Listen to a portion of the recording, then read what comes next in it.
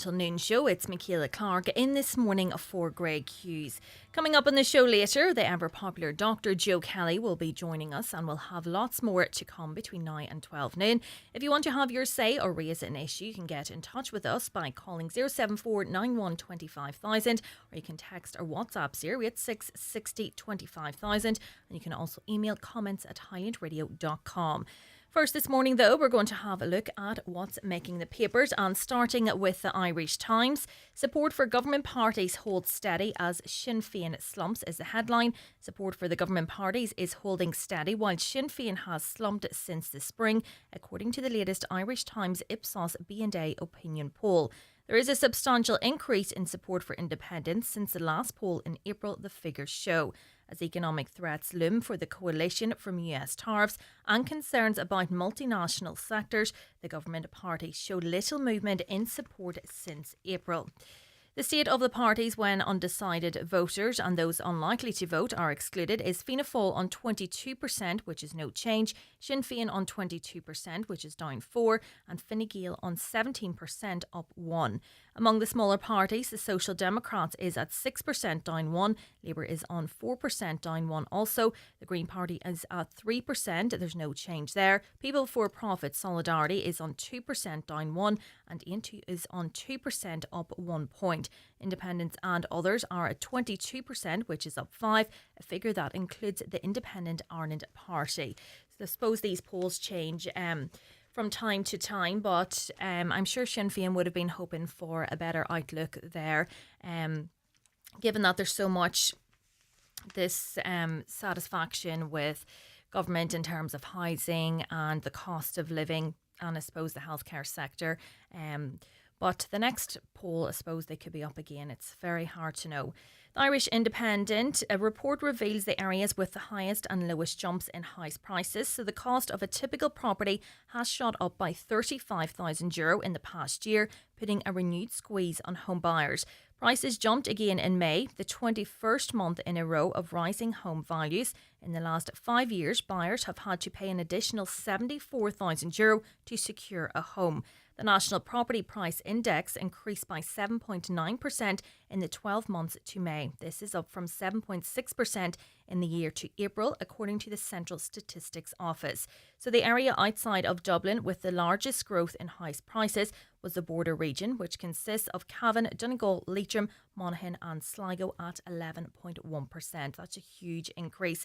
And to think that a house price has rose by €35,000, that's more than a deposit for some properties. And, you know, if you look at it then on the other hand, if you have a house and you're thinking of selling, I suppose now is a good time. And many landlords, you can't really blame them, would be selling up to get a good return on their property. And that's having a knock-on effect then in terms of tenants being put out of their homes possibly. And then, they can't afford to buy a house. Nobody at that, with that price could afford a house. And just the lack of housing, I suppose, is compounding the housing crisis. Turning now to the Irish Daily Mail. €250 million winners to keep feet on ground despite all the bread. A brand new multi-millionaire has spoken of the newsflash moment he learned his family had won a Euro Millions jackpot worth €250 million. Imagine that. I don't know if I could actually believe it.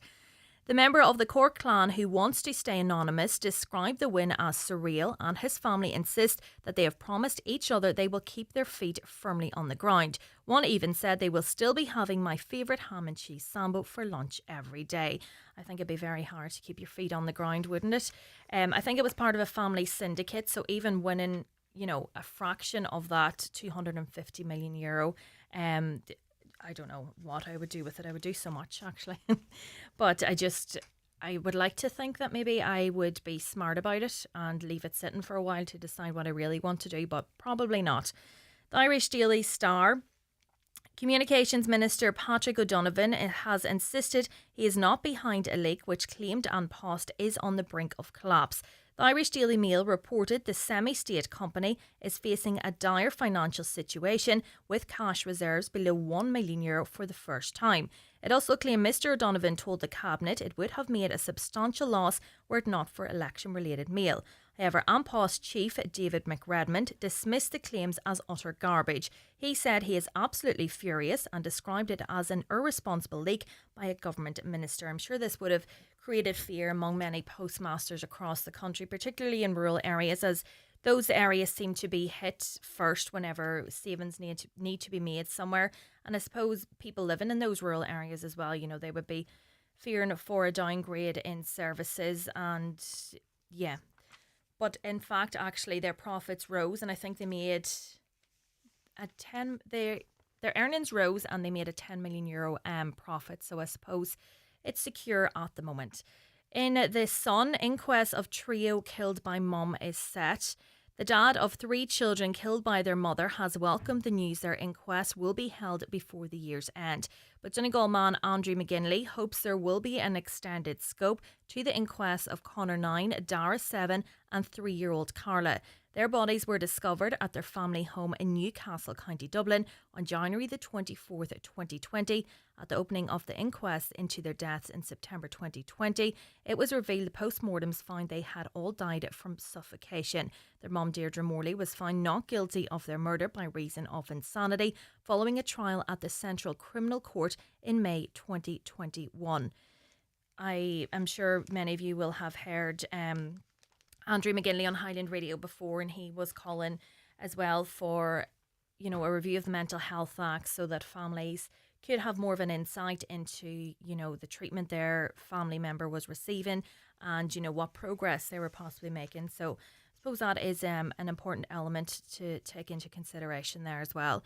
The Irish Daily Mirror today, Palestine GAA calls off its Irish tour. GAA Palestine confirmed a tour of Ireland by a group of children will no longer go ahead. The party of 33 youngsters was scheduled to arrive in Dublin tomorrow, but they were denied entry by the Department of Justice. A GAA Palestine spokesperson said even if visas are issued at this late stage, delays at checkpoints and borders are likely to cause severe disruptions and extended delays. Giving the children hope again, they say, only for that hope to be dashed once more would be too cruel. Justice Minister Jim O'Callaghan said, I am not going to change visa rules simply because there is media pressure put on me. I think it's crazy that, you know, 33 children couldn't get into Ireland, and to think of where they're coming from, that, you know, short escape from what is going on in their own area. It's just crazy. And the spokesperson did also say that, you know, they were disappointed by the commentary that they hadn't provided the right documentation and that they were late in their appeal submission. So I suppose there's still a lot of questions to be answered there. Looking now at the Donegal News, Rafo Pastoral Centre Counselling Service to become an independent organisation is the headline there.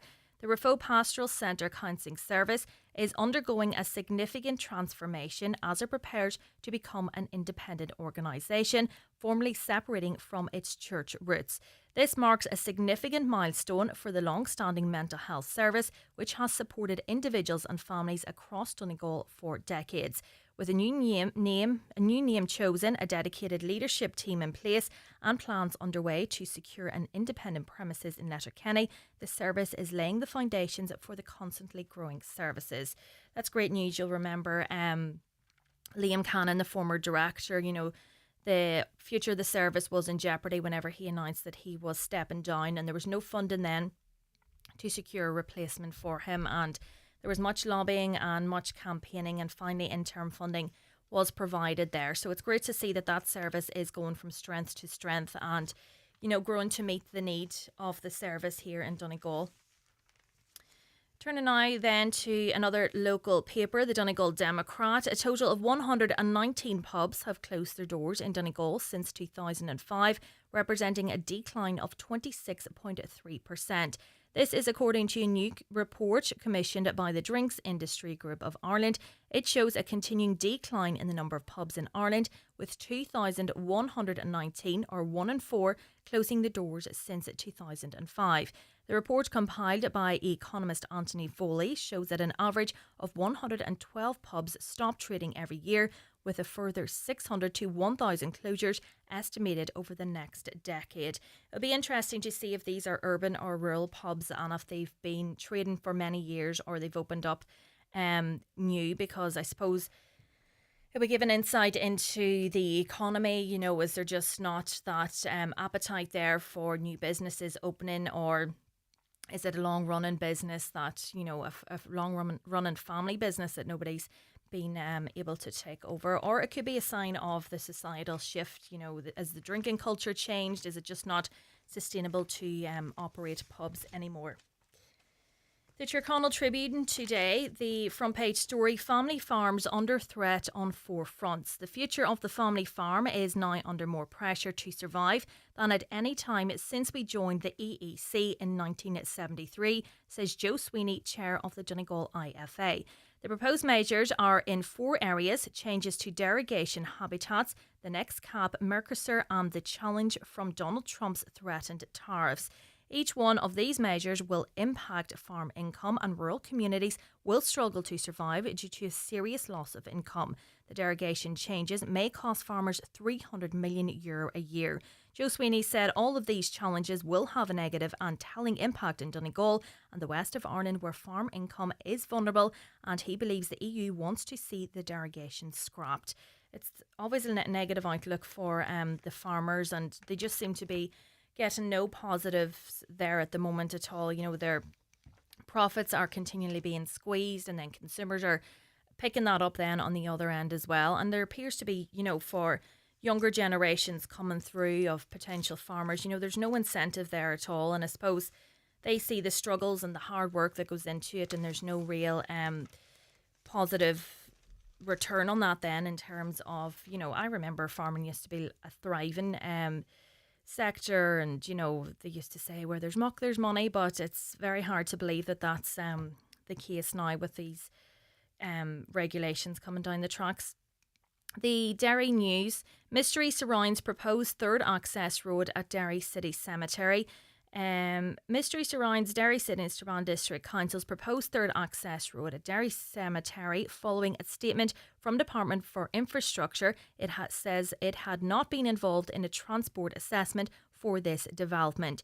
In June, the Derry News reported on what a resident in the area described as traffic chaos at the cemetery on Father's Day and during the annual blessing of the graves ceremony in June.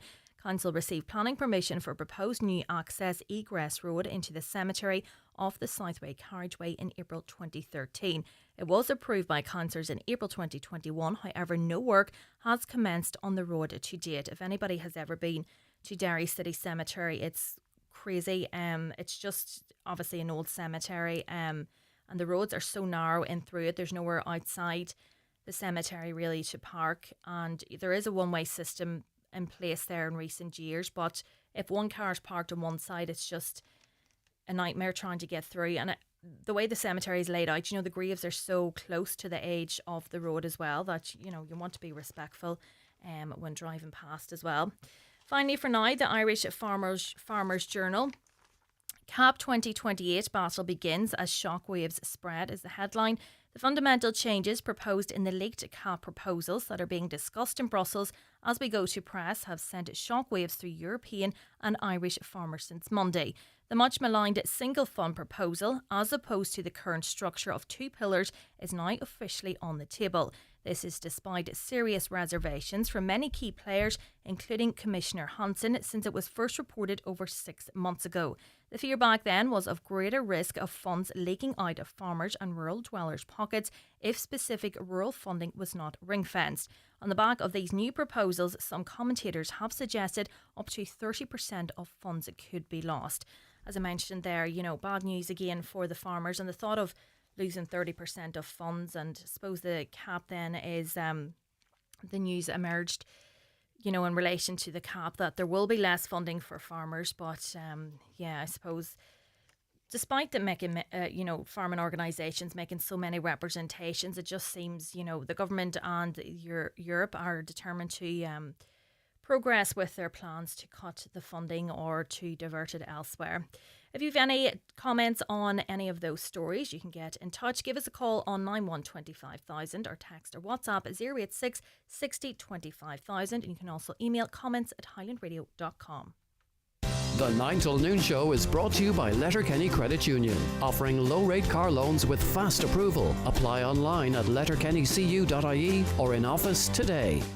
The Dreams and Sofa Time Spend and Save is now on at our new store in Crescent Link Retail Park, Derry. Save 10% when you spend over £750. Choose from a wide range of exclusive beds, mattresses and sofas. Plus interest-free credit available on everything. But hurry, ends Sunday. Get top label clothing and footwear for less in the big summer sale now on at Watson Menswear. A great range of shirts, polos and t-shirts at half price. Get 2 denims for €70. Footwear with up to 50% off, and there's 20% off brands like Penguin, Superdry, Tommy Bow and Sixth Sense. All in the big summer sale now on at Watson Menswear. Open 7 days a week on Main Street, Letterkenny, and at watsonmenswear.com. Irish blackberry season is here. Let the fun begin. Pick up a punnet of Keeling's Irish blackberries in store today. Juicy, sweet, feel-good fruit. Fresh from our farm. Love that Keeling's feeling.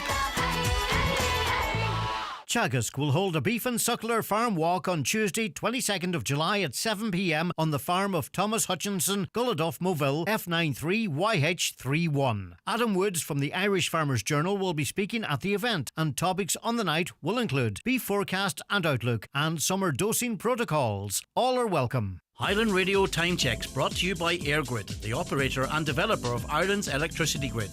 EirGrid, powering up communities, powering up Ireland. The time is...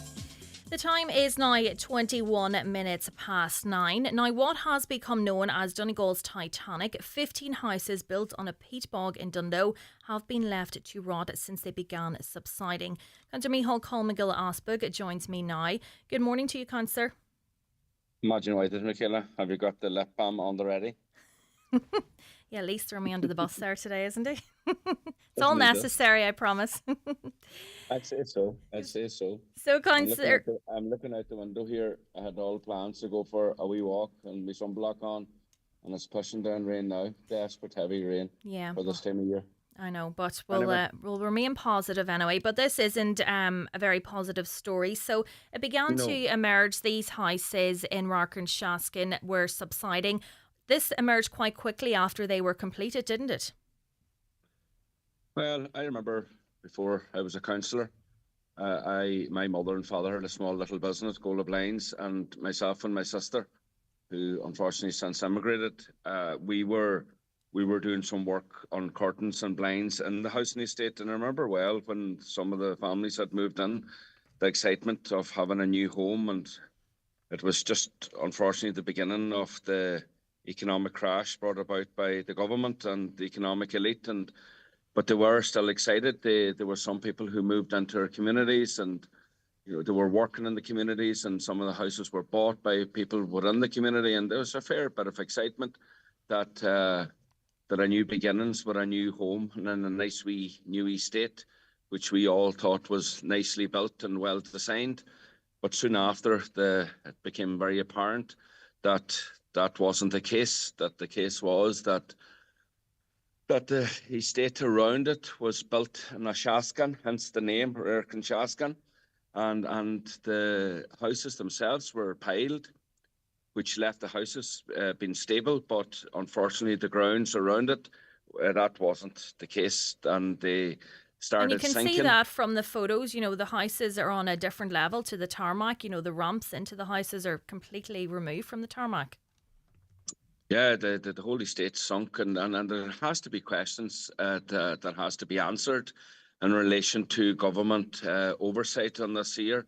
Did they oversee the estate being built? Who signed off on it? Was there clerks of works?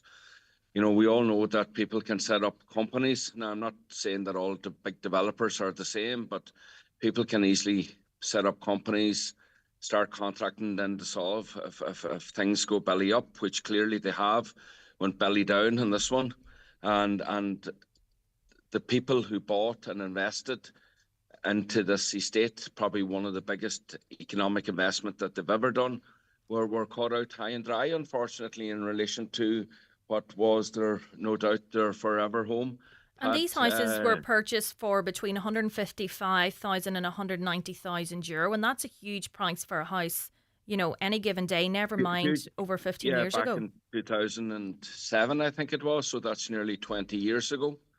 And it's really, really sad. I would know the estate very well. I've visited quite a lot.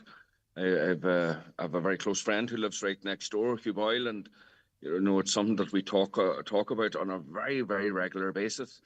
I'm not sure how healthy that is, but we do. And I think what it does, it just reflects the runaway policy that the government, the Fianna Fáil-led government back then had in relation to their relationship with big developers. And big developers had a run of whatever they wanted. They clearly were able to build houses in the States, and what it looks like is without going unchecked. And as somebody says to me, a clear Galway tent politics was well and healthy when it came to this estate.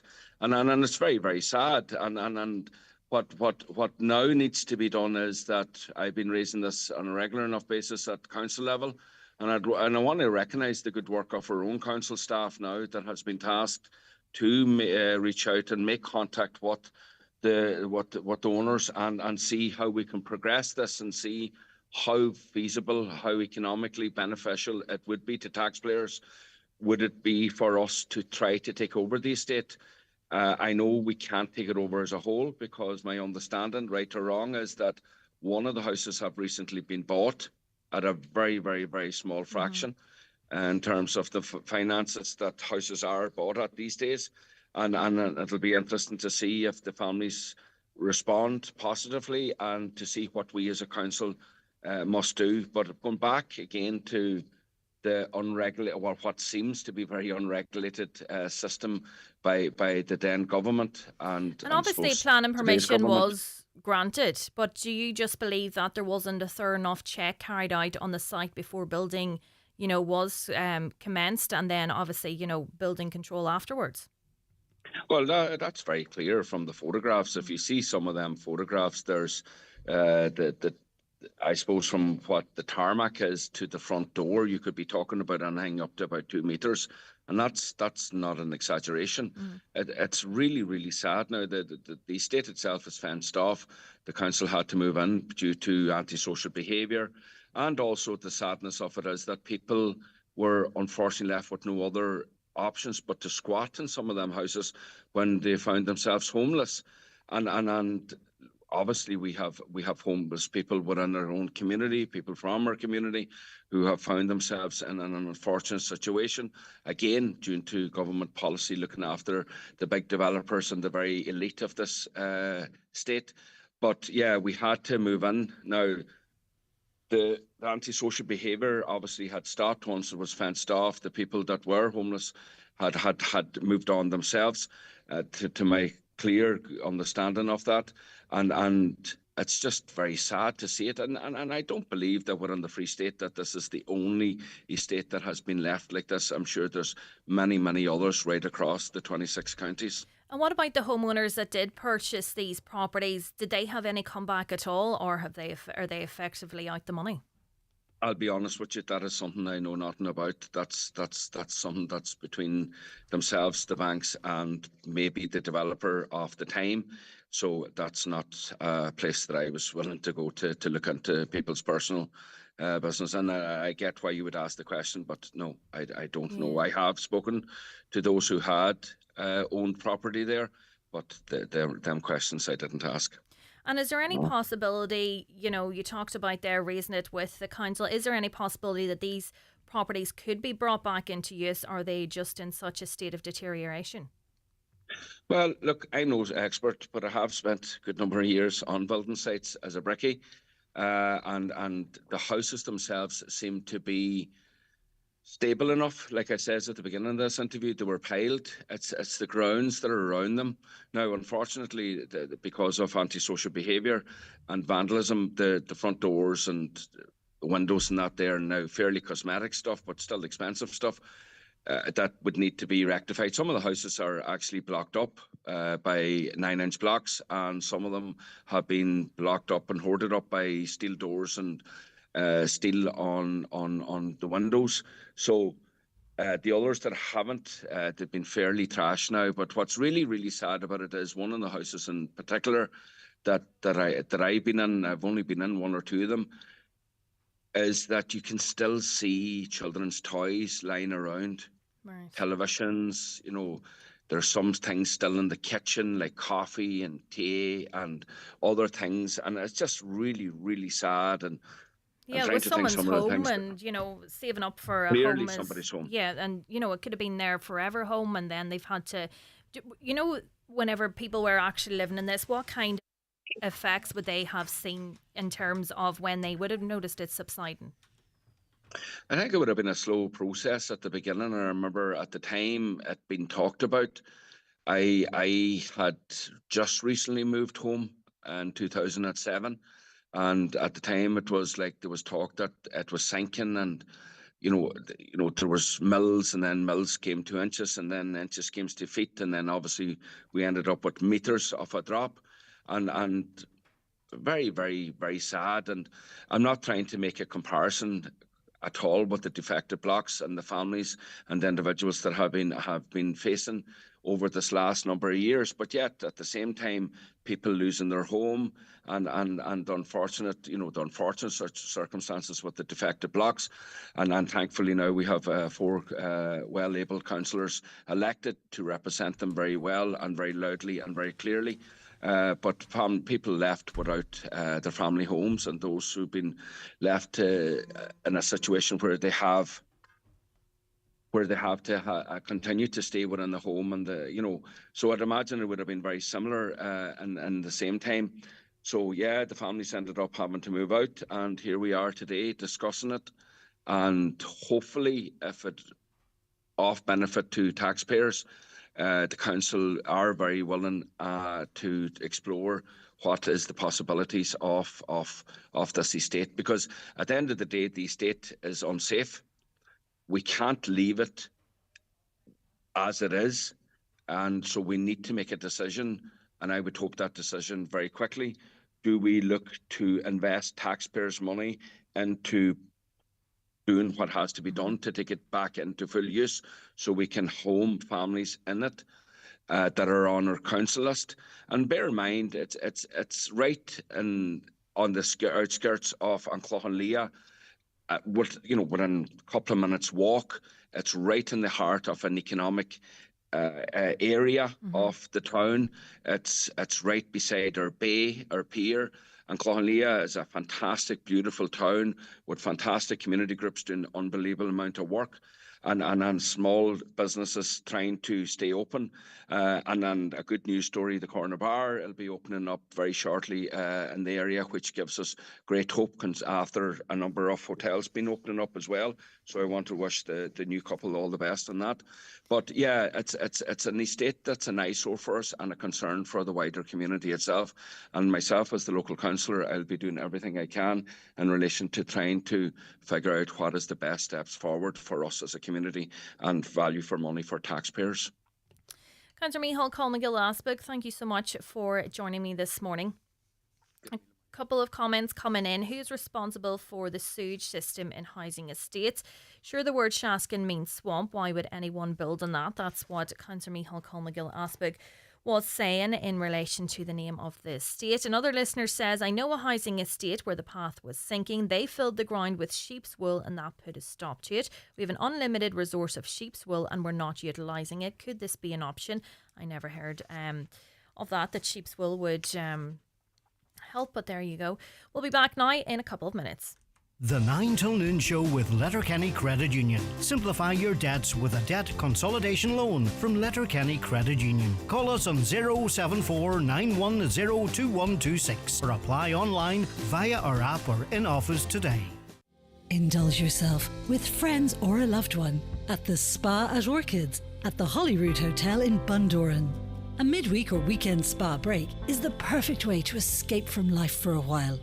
Take a leisurely walk along the Atlantic coast, Enjoy a dip in our private pool, a plunge in our Canadian hot tub, and treatments of your choice before dining in one of the Holyrood Hotel's acclaimed restaurants. The Spa at Orchids. Book now at holyroodhotel.com. Dunfanny Golf Club on the Wide Atlantic Way. Open week starts 24th of July through to Sunday the 3rd of August. 3-ball better ball, open ladies and gents stroke in Stableford. 4-ball better ball and team classics. Just some of the daily competitions you can enjoy. Hit the fairways, enjoy the crack and be part of the Festival of Golf. To book, call 074 91 36335 or visit dunfannygolfclub.com. This summer, the Big Top is calling. Summer Sessions Letterkenny presents the Human League, live on August the 21st for one unmissable night. Plus special guests including Nick Kershaw and the Undertones. And it's your last chance to grab the final tickets at summer-sessions.ie. Also rocking the Summer Sessions stage, the Saw Doctors with special guests. That's the Human League, August the 21st in Letterkenny, under the Big Top. Follow Summer Sessions Letterkenny on social media for all the latest updates. My Future Fund, the new auto-enrollment retirement savings scheme, is coming. You pay in, your employer pays in, and the state tops it up. It all adds up to a great way to save for your future and something to look forward to. For more information, visit gov.ie/auto-enrollment. Brought to you by the Government of Ireland. Hello Sunshine, are you summer ready? Clear vision indoors and sun protection outdoors, whether you're after fashion, function or both. At Inish Eye Care, your local family-run opticians, they have a fabulous offer of free sunglasses when you purchase your new glasses from their exclusive range. Call into the team at Inish Eye Care at Carndonna Shopping Centre or 14 Ardravin Square, Buncrana for expert advice on how to keep your eyes healthy this summer. Some terms and conditions apply. Watch the show live now on YouTube, Facebook and at highlandradio.com. Now, yesterday we were talking about Donegal flags as the team obviously heads towards the All-Ireland final. I'm joined now by Mary. Good morning, Mary. Good morning. So what's your view, Mary? You don't believe there's enough flags up about the county? No, I'm just thinking back to 2012 and 2014. And firstly, I suppose I should say, well done to some of the towns. You know, I noticed on Facebook, Ballyshannon were out getting the bunting up, and I know Glenties, of course, it's great effort, and Creasla as well. There's different places, I suppose, and there are some businesses and, of course, families who have made a great effort. Yeah. But I just think it would be lovely if every house in Donegal put up a flag. You know, it's not a lot to ask. Just get one Donegal flag, buy it, make it. Back in 2012, 2014, we did. I remember us making bunting. You don't have to go and buy the plastic stuff. I know people don't agree with that. So I just think, you know, there could be more. It helps create the buzz. That's what we do. Like at a birthday or at Christmas, we celebrate, we decorate. So let's just do this now for the Donegal team. And I suppose, you know, we knew momentum was building. You know, they got through the quarterfinal, now they're through the semi-final. Yeah. So, you know, momentum was building that I suppose you could argue that the flag should have been out from a long time ago. Well, yes, that's true. And as I say, some places did. And no, we have our place decorated, but like I said in my message, we're rural. So, you know, we're not on the edge of a town, not a lot of traffic passes us. My daughter did take some of the bunting up to the top of the road so that the bunting's up there on a main road. But I know it's not everybody's thing, but I just think now definitely with 2 weeks, we don't have as long as we did in 2012 or 14. It's a shorter turnaround. Yeah. But no, just buy a flag and put it in the garden or hang it out the window or, you know, stick it in a flower pot, but whatever you can do. I imagine it's great for the team, you know, driving along and seeing, you know, even on that journey to Croke Park on the day, seeing the flags and the bunting out and, you know, driving through their local areas. It shows, you know, that we're all behind them. Well, that's true. I think the team know by the roar and the crowds. Like Sunday was just incredible, and the Monaghan game as well. I was lucky to get to Croke Park twice, but I think the team know we're behind them, and to be honest, I think they're so hyper-focused, they probably don't see anything, that they're focused on the end game. But then it's when they come back, we need to have it ready for when they come back and all of that. And it's for, not everybody will get to Croke Park. I'm not sure, I'm a club member, but I'm not sure when I get to Croke Park. So everybody, we need to be here, we need to be ready to celebrate for everybody in the county that's not in Croke Park. Absolutely. I'm also joined by Bernie. Bernie, you live in Tyrone and you have your Donegal flags out. Oh, I have mine up all summer. Always have them up every time they're playing. Yeah. Wouldn't not have them up because I think it's just a done thing that you need them up to support your county, especially when you're living, across the border. That's it. You let people know who you're supporting anyway. Oh, absolutely. Now, some people mightn't like it, but I don't really care. I have them up, and I have bunting coming today. Now, I do have bunting already up, and I have 2 big flags up. But I'll be, now by this evening, well, it's raining this evening, so it could be tomorrow. I'll have my 30 feet bunting all round my garden. Yeah. But it's a real community spirit as well. Even if you're in Tyrone, but you're supporting Donegal, it's that bit of crack between people as well. Yeah, that's true. And I've got 3 kids, and not one of them's into football of any kind. So I'm the only one. Well, there's 2 of them born in Donegal, but if I don't put them up, there's nobody else going to put them up in the house. So I make sure that we have our flags. And our road as well, I would say every second house has a Donegal person living up there, married up there. And you have some has a wee flag up, all right, but there's not enough. I think if you're a Donegal person, it doesn't matter what county you're living in, you should just show up and support your team. Yeah. Because they are giving up their free time. Absolutely. They are doing it absolutely free of charge and put an awful lot of work into it, so we should support them. Yeah. It's not too much to ask to put a wee flag up. And then I know we'd hope that Donegal will be back next year, but you just don't know, and you have to make the most of these, everything. It's so fluid, the game, that, we need to make the most of this situation, I suppose. It's not even about getting to the All-Ireland. Yeah, they've got, it's brilliant, and I know they will take it. But even for the Ulsters, they should have had flags up. Yeah. Why wait till we get to a final to decorate the place up? Yeah. Because I live in Tyrone myself, and even, I remember years ago, there was houses painted, and there was definitely a lot more flags, without a doubt. And, even from very early on in the championship as well. And, you had the car flags and everything. Yeah, that's right. Even cars was painted, tyres was painted. Yeah. Curbs was painted. Yeah. No, I do agree with your post. There definitely isn't enough up. I did see a good few towns last night that had looking for ones to come and help. So maybe this week coming, there will be more. But getting the resources gathered, should have been up before. Yeah. Should have been up before now. They should have been supporting the team before now. Why wait to the very last kick of the ball, if you know what I mean? And I saw someone arguing that maybe it's because schools, the children are out of school now, that, when it was later in the year, the children were there, and I suppose maybe schools were decorating outside their premises as well. Maybe that was adding to it. No, they were at school whenever they won Ulster, so that doesn't even come into it. Just didn't come out and support enough. No, I don't think there was enough stuff up for the Ulster final. Yeah, absolutely. And that's a big thing. Ulster final is the biggest thing. It's bigger than the rest of the provinces down the country. They don't really look at it the way we look at it up here. Yeah. Because we've got a hard group to get through.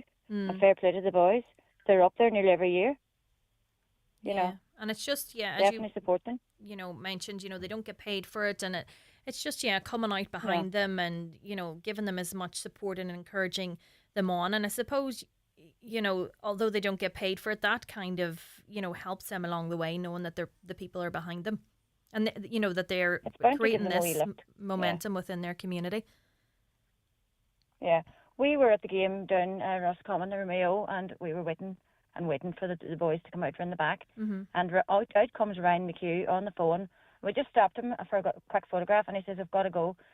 The wife's in labour. Oh. So he's given up all his free time and his wife in labour. He had to run from Roscommon to go to Donegal to get, to be there with her. But he got there and all that crack. Yeah, the but sacrifices that is the dedication they make. that them boys have.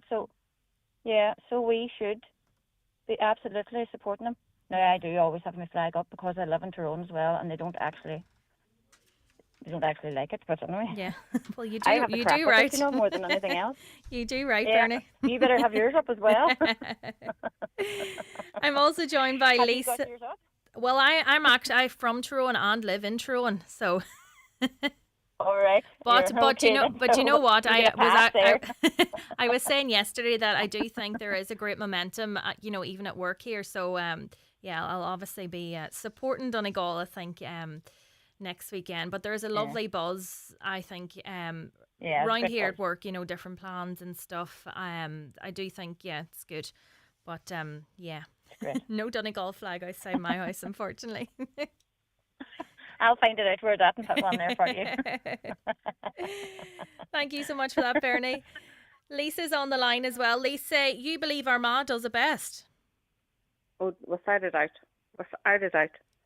I know there's a lot of people probably doesn't agree with it, but it doesn't matter if Armagh's win and lose or draw. They have a full crowd behind them at every single match. Mm-hmm. Every match. And do you know what? If the people would tell the truth, they could put their hands up and say, totally agree with it. Mm.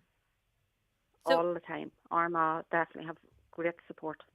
So the flags be out in Armagh and people travel to the games a lot? Everywhere. Yeah. And how early would you put the flags out? We heard Bernie there saying, you know, the Ulster final, the flags should have been out then as well. Oh yes, even before the Ulster final. Before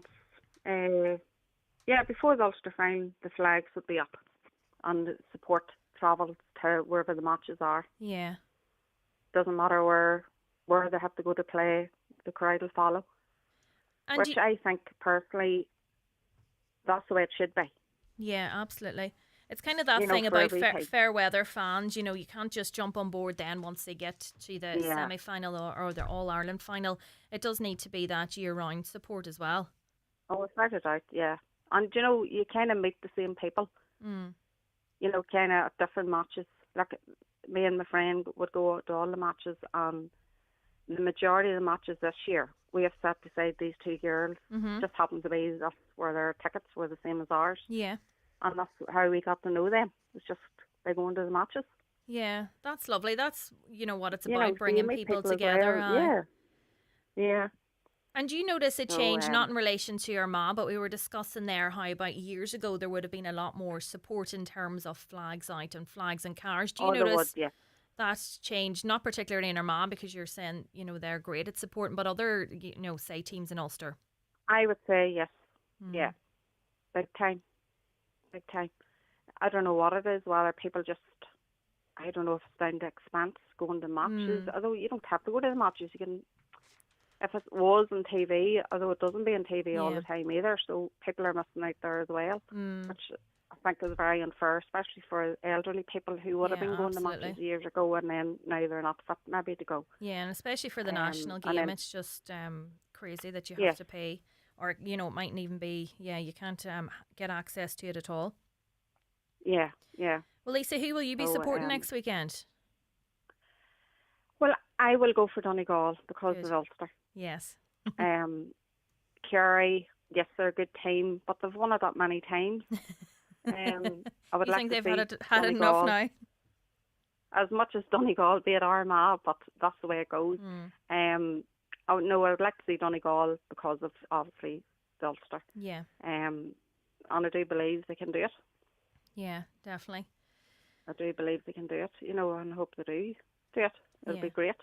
Absolutely. So it would for the whole of Ulster. Yeah, and it is that buzz for Ulster as well, and you know the team travelling home through Ulster as well. It is, although you know it's not going to say Armagh or Tyrone, but it's the county or the province as a whole. Yeah, that it is the buzz ripples through.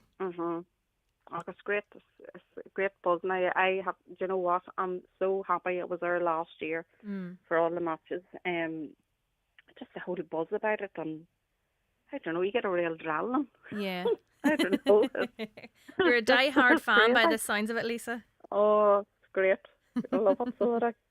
Do you know what? It gives you something to look forward to. Yeah, I know, definitely. You know, I know a lot of people, like that, and they just, live for watching the games at the weekend, And for the team as well. Like they give up a lot of their family time, training, don't get paid for it. A lot of dedication put into it, so I think they deserve to have the crowd behind them. Yeah, definitely. Cheer them on. Thanks so much for joining us. That is Lisa, Bernie and Mary there. So Lisa's saying that the Armagh fans do it best, and that obviously we need to get more flags out in Donegal. And yesterday we touched on this, and I was conscious of it driving home, and I was driving through Port Hall yesterday, and there was a lot of flags lining the road there at part of the road in Port Hall. And I suppose I mentioned yesterday that Lifford, you know, they have loads of flags out there. There's massive signs. There's a local business that, you know, they always come out and support Donegal, and they have cutouts of Jim McGuinness. It would nearly frighten the life out of you at night, but it's great to see, and you know, it just creates that buzz, as I've talked so much about there this morning. So if you've got a view in that, is there enough flags up? What's your area like? Are you going to put out flags this weekend, or maybe you kind of disagree that, you know, flags are a thing of the past? Get in touch by giving us a call on 9125,000 or text or WhatsApp 086 60 25,000. We'll be back again shortly. The 9 till noon show is brought to you by Letterkenny Credit Union. Digital loans now available. Apply online or via our app today and get your loan transferred directly to your current account. Callan Tansey Solicitors LLP are holding a personal injuries and medical negligence clinic in Letterkenny. They will be in the Clanry Hotel, Letterkenny on Tuesday, July 22nd from 11 a.m. until 3 p.m. To arrange an appointment, please contact 071 9162 032. In contentious business, a solicitor may not calculate fees or charges as a percentage or proportion of any award or settlement. Oakfest 2025 returns to Oakfield Park this September 6th and 7th. 2 days, 2 stages, 1 unforgettable weekend. Enjoy live music, incredible food and drink, and glamping under the stars, all in one of Ireland's most spectacular settings. Saturday, live and original, featuring Wet Wet Wet, Boney M, Racy, and the Whistling Donkeys. Sunday, Legends Reimagined, with tribute performances to the Eagles, Blondie, Springsteen, and more. Tickets are going fast. Get yours now at oakfieldpark.com. Are you worried about trees on your property? Northwest Forestry Services Ballybuffet are fully insured and have over 40 years experience in dangerous tree removal, tree felling, surgery and stump grinding. For peace of mind, call Northwest Forest Services Ballybuffet for a no obligation quotation on 913233. Get more fresh berry favourites for less with Lidl. Ripe for the picnic? Our juicy raspberries and blackberries are bursting with flavour, perfect whatever the weather. And for the sweet taste of summer, succulent strawberries 250 gram was $2.79, now only $1.79 with Lidl Plus. Save even more when you go full Lidl this summer. Connolly's Audi Sligo is bringing the showroom to you. Join us on Canal Road, Letterkenny from July 14th to 19th for the 252 Audi All Access Test Drive event. Experience the thrill of driving the all-new Audi A5, the impressive Audi Q7 or the refined Audi A6 all in one place. Explore our full range of petrol, diesel, plug-in hybrid and fully electric Audi models. Don't miss this chance to test drive your dream car with Audi Sligo. To book your appointment, call 071 911 5333 or visit connellys.ie. Highland Radio weather updates with McElhenney's. Find amazing savings across our departments with up to 50% off your favourite brands in our summer sale. Discover more in-store or shop online at mcelhenneys.com today.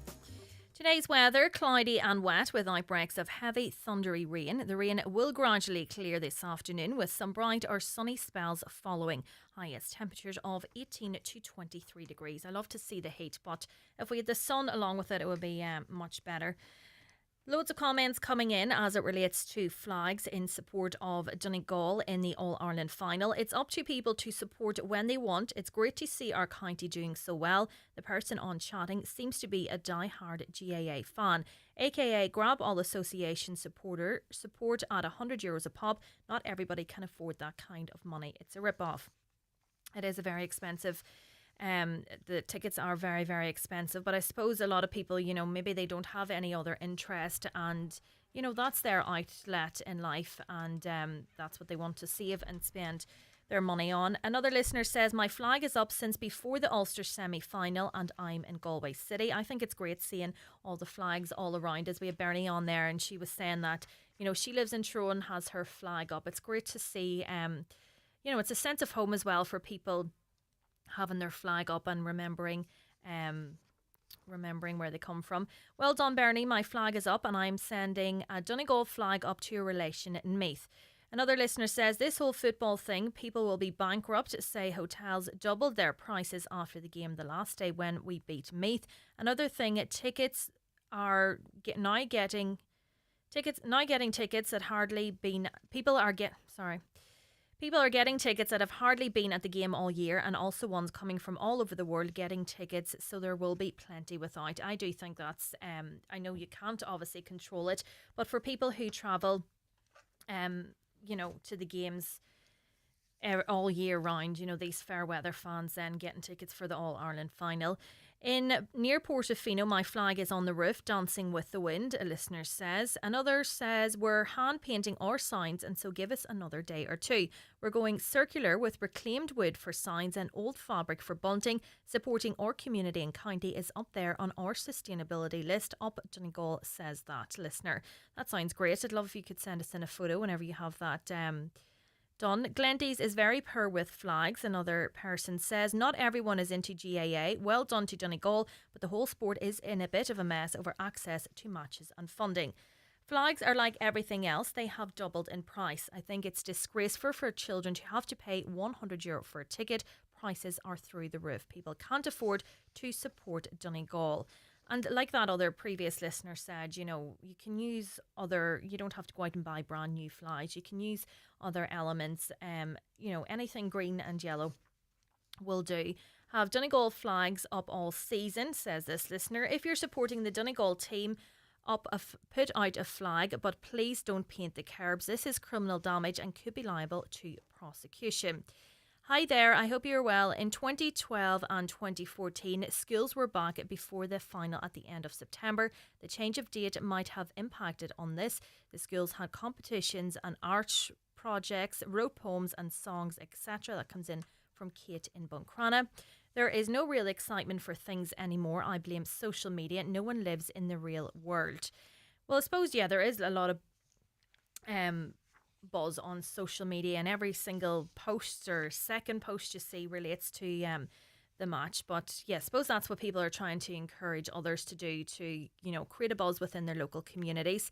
I know some areas have made a great effort, Ballyshannon and Glenties, but no, we have our house decorated flags and bunting, but we are rural. I remember 2012 and 2014 cars were painted. No, we don't have enough flags, and another reason why July, not the month for the All-Ireland. All the schools and the children made a great effort with all the colours when the final was a September delight.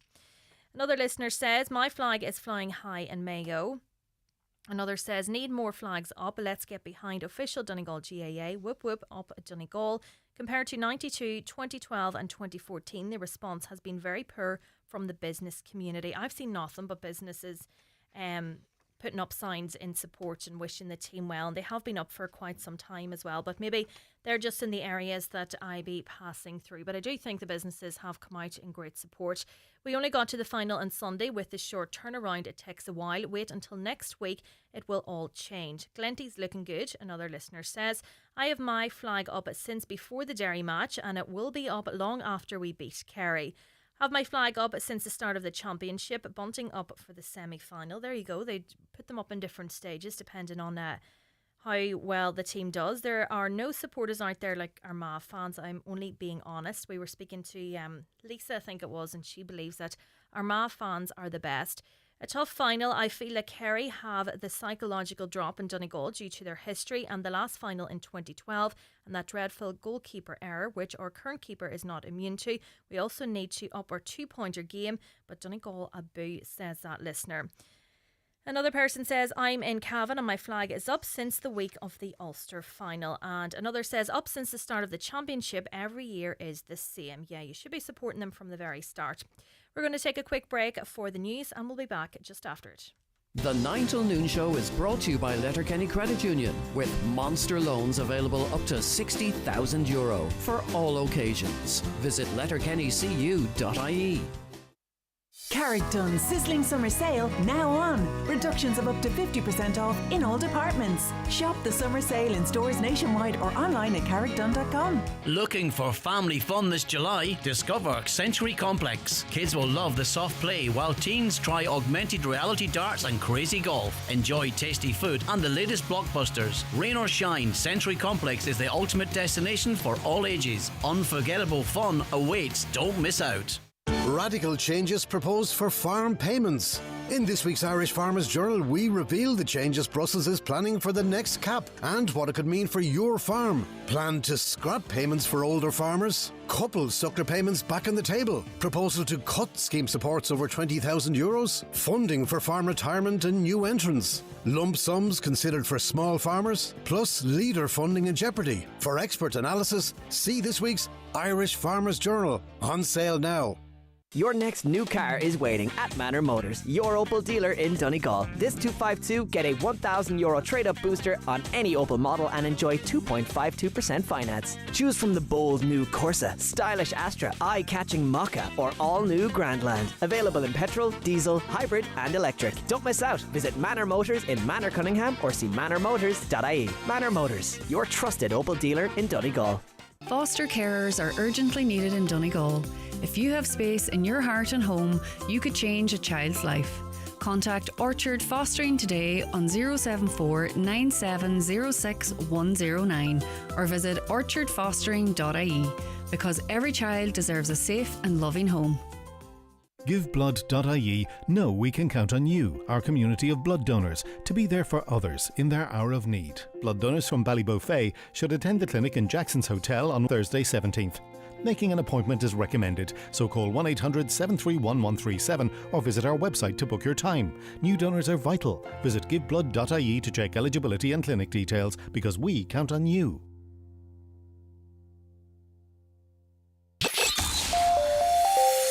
Live, on air, online and on the Highland Radio app. This is Highland Radio News. Good morning, it's 10 o'clock. Donald Kavanagh at the news desk. The body of a man has been recovered from the water at Ballyness, Falcarra. Gardaí and emergency services were alerted to an individual unresponsive in the water at around 3:30 yesterday afternoon. The man was pronounced deceased at the scene. Gardaí have confirmed a file is being prepared for the local coroner. A member of Donegal County Council's Defective Blocks Committee is asking Housing Minister James Brown to attend meetings of the committee and is also seeking attendance at every meeting by officials from the Department of Housing. At a meeting of the committee earlier this week, Marty McElhenney made a comprehensive presentation on the issue of downgrades, which remains unresolved despite months of discussion at local and national level.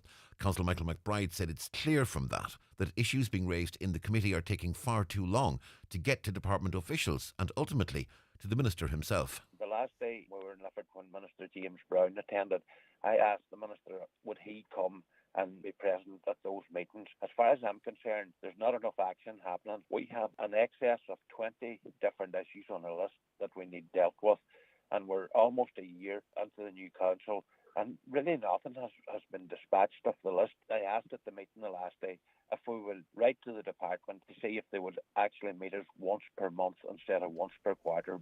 There is bad news for Sinn Féin in the latest political opinion poll. The party's dropped 4 points in the survey by Ipsos BNA for the Irish Times. They're now on 22% support, the same as Fianna Fáil, which remains unchanged since the last poll during the spring. Fine Gael are up 1 point to 17%, while independents and others have risen by 5%. Irish representatives in Europe are being urged to fight for the Common Agricultural Policy. The European Commission has announced an effective 20% drop in resources for the sector as part of the €2 trillion budget for 2028 to 2034. The IFA has described the announcement as a hammer blow, with farmers receiving a pension set to lose their right to funding altogether. Agriculture Minister Martin Hayden is opening the first meeting of the CAP Consultation Committee this morning. Fianna Fáil's agriculture spokesperson is Peter Chapclear. This is Europe abandoning farmers, and this is just the beginning of negotiations which will continue over the course of the next couple of years. We will back our farmers to the hilt in all European negotiations, and will use our influence when Ireland assumes the presidency of the Council of the EU in 2026. That it now becomes more important than ever, and that it has a real agricultural focus to it. A 51-year-old man's been sentenced at Laganside Crown Court in Belfast on 24 counts of fraud. Ryan O'Kane from the Omagh area pleaded guilty and received a 20-month sentence, suspended for 2.5 years. With more, here's Daniel Pitcher. Police say the offences occurred in 2018 when a number of individuals from both sides of the border invested a lump sum of money ranging from £1,000 upwards into a company claiming to be on the global market in algorithm software. Each of the victims was guaranteed on a return of their initial investment and any profits if earned at the end of 12 months. However, Mr. O'Kane failed failed to repay the investments.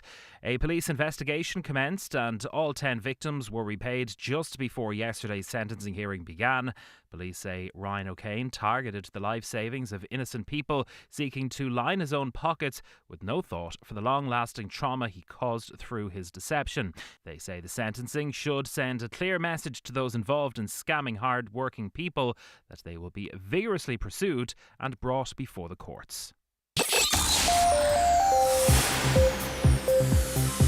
Weather now, and Met Éireann tell us to expect cloudy and wet weather this morning and into the afternoon with outbreaks of heavy thundery rain. That rain will begin to clear from early afternoon. Some brighter sunny spells will follow later on in the day, along with some isolated heavy showers. Top temperatures today of 18 to 23 degrees Celsius in moderate southerly winds. And that's Highland Radio News. We're back with local news headlines at 11 o'clock. Check all today's news, of course, on our website, highlandradio.com. But for now, from the news team, good morning. The obituary notices for this Thursday morning, the 17th of July. The death has taken place of Willie Hegarty, 6 Ardlonan, Long Lane, Letterkenny, formerly of Rossula, Old Town. Willie's remains will repose at his late residence this evening from 6 o'clock until 10 o'clock and again tomorrow from 1 o'clock until 10 o'clock with rosary both nights at 9. Funeral Mass on Saturday at 12 noon in St Mary's Church Convoy with interment afterwards in the Old Cemetery Convoy. Family time, please, on the morning of the funeral.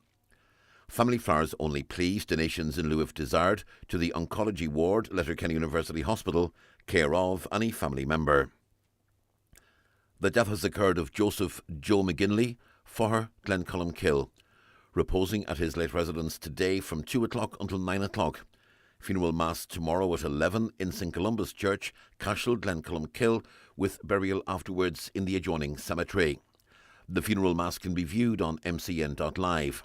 Family time, please, before the funeral tomorrow. The death has taken place of Paddy MacDonald, Paddy's Corner, Three Trees, Quigley's Point. Paddy's remains are reposing at his home. Funeral from there on Saturday morning at 10:30 for 11 o'clock funeral mass in Sacred Heart Church, Muff, followed by burial in the adjoining cemetery. The funeral mass can be viewed on mcn.tv. Family flowers only, please. Donations in lieu if desired to Letterkenny University Hospital, care of any family member or Eamon McLaughlin, funeral director. And the death has occurred of Damien O'Brien, Huntington Beach, California, formerly of Stony Batter, Killygordon. Damien will repose at the home of his parents, Patricia and Bernard O'Brien, in Stony Batter, Killygordon, today from 1 p.m. until Rosary at 9. Damien's Requiem Mass will take place at 12 noon tomorrow in St Patrick's Church, Killygordon, with burial afterwards in Kilwerda Cemetery, Glenfin. The burial is strictly private, please, for the O'Brien and O'Connor families. A shuttle bus will operate from Laverty's Yard to the Wake House. For family information and more details regarding wakes and funerals, please go to highlandradio.com.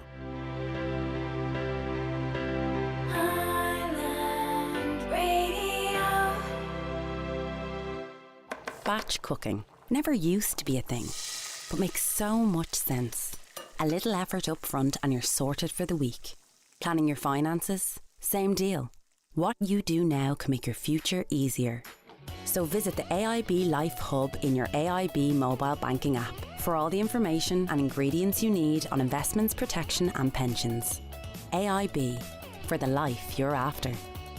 Allied Irish Banks plc is tied to AIB Life for life and pensions business. Allied Irish Banks plc is regulated by the Central Bank of Ireland. Sale Assurance DAC trading as AIB Life is regulated by the Central Bank of Ireland. Allied Irish Banks plc is a 50% holding in Sale Assurance DAC. The county's #1 talk show, The 9 till Noon Show on Highland Radio.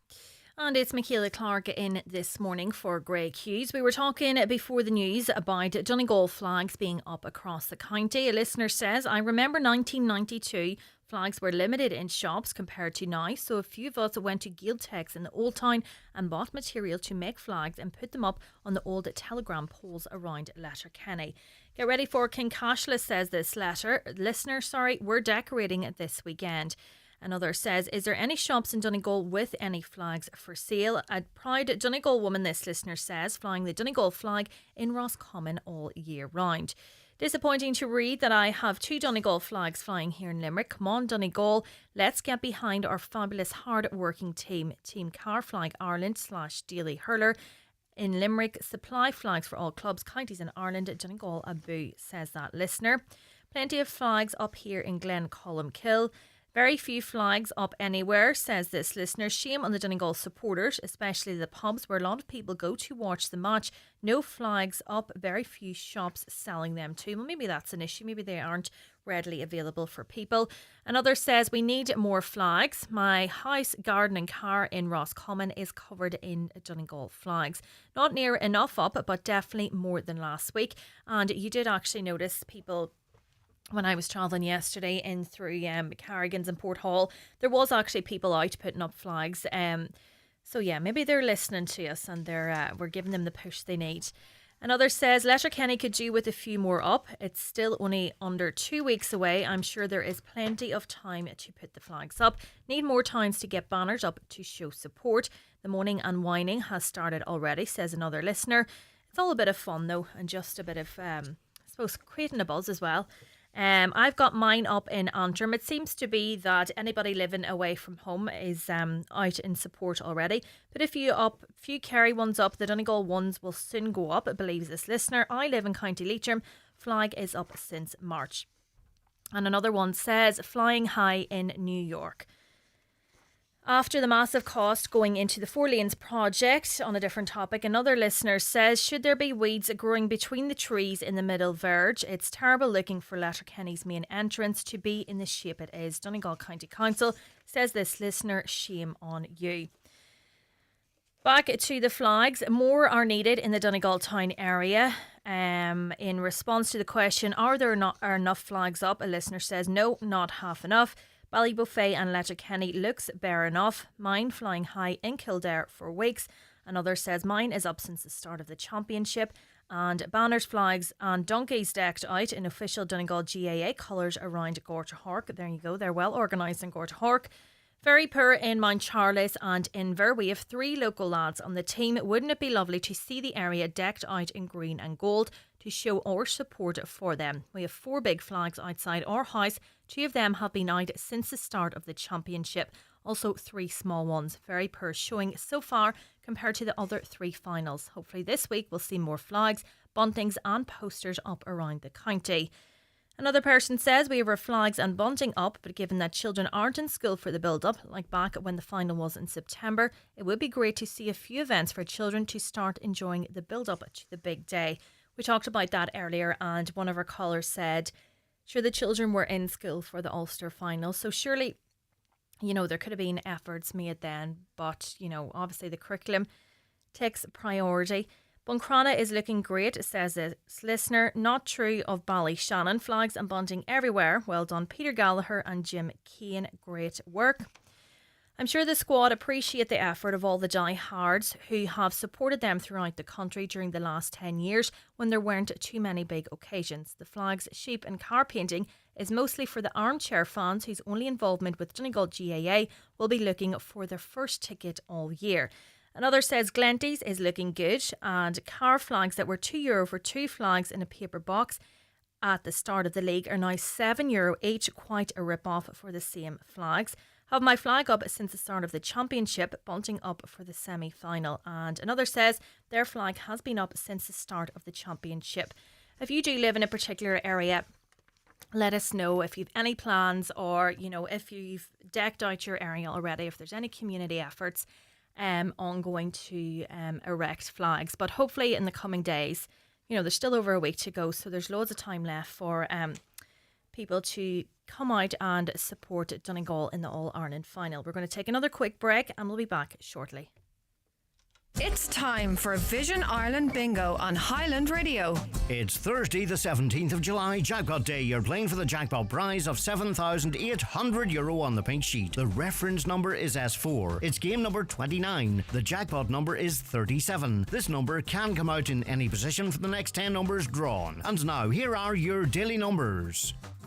84, 65, 87, 21, 11, 41, 29, 76, 74, and finally 43.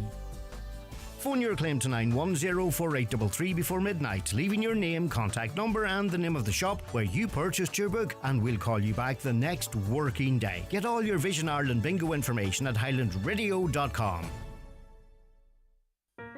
Discover a new way to cook outdoors with the Ninja Woodfire Electric Barbecue Grill, now at Ben Sweeney Euronics.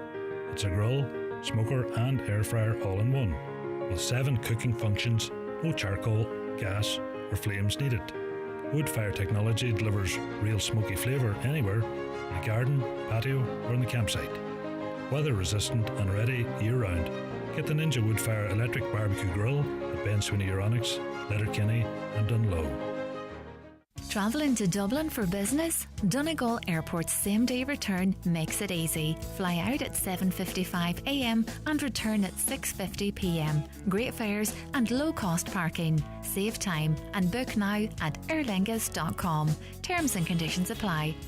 Agricultural show entries now been taken for the Clonmany Agricultural Show. Competitions in sheep, cattle, pony and horse, poultry, home industry, adult and children's sections, sheep shearing and show jumping sections, and sheepdog trials. Entries close on July 22nd. You can enter online at clonmanyshow.com or by entry form to the Secretary. Forms available in the prize schedules in locations near you. Contact clonmanyagrishow@gmail.com. We are a 2-day show this year on the 5th and 6th of August, packed full of events for everyone.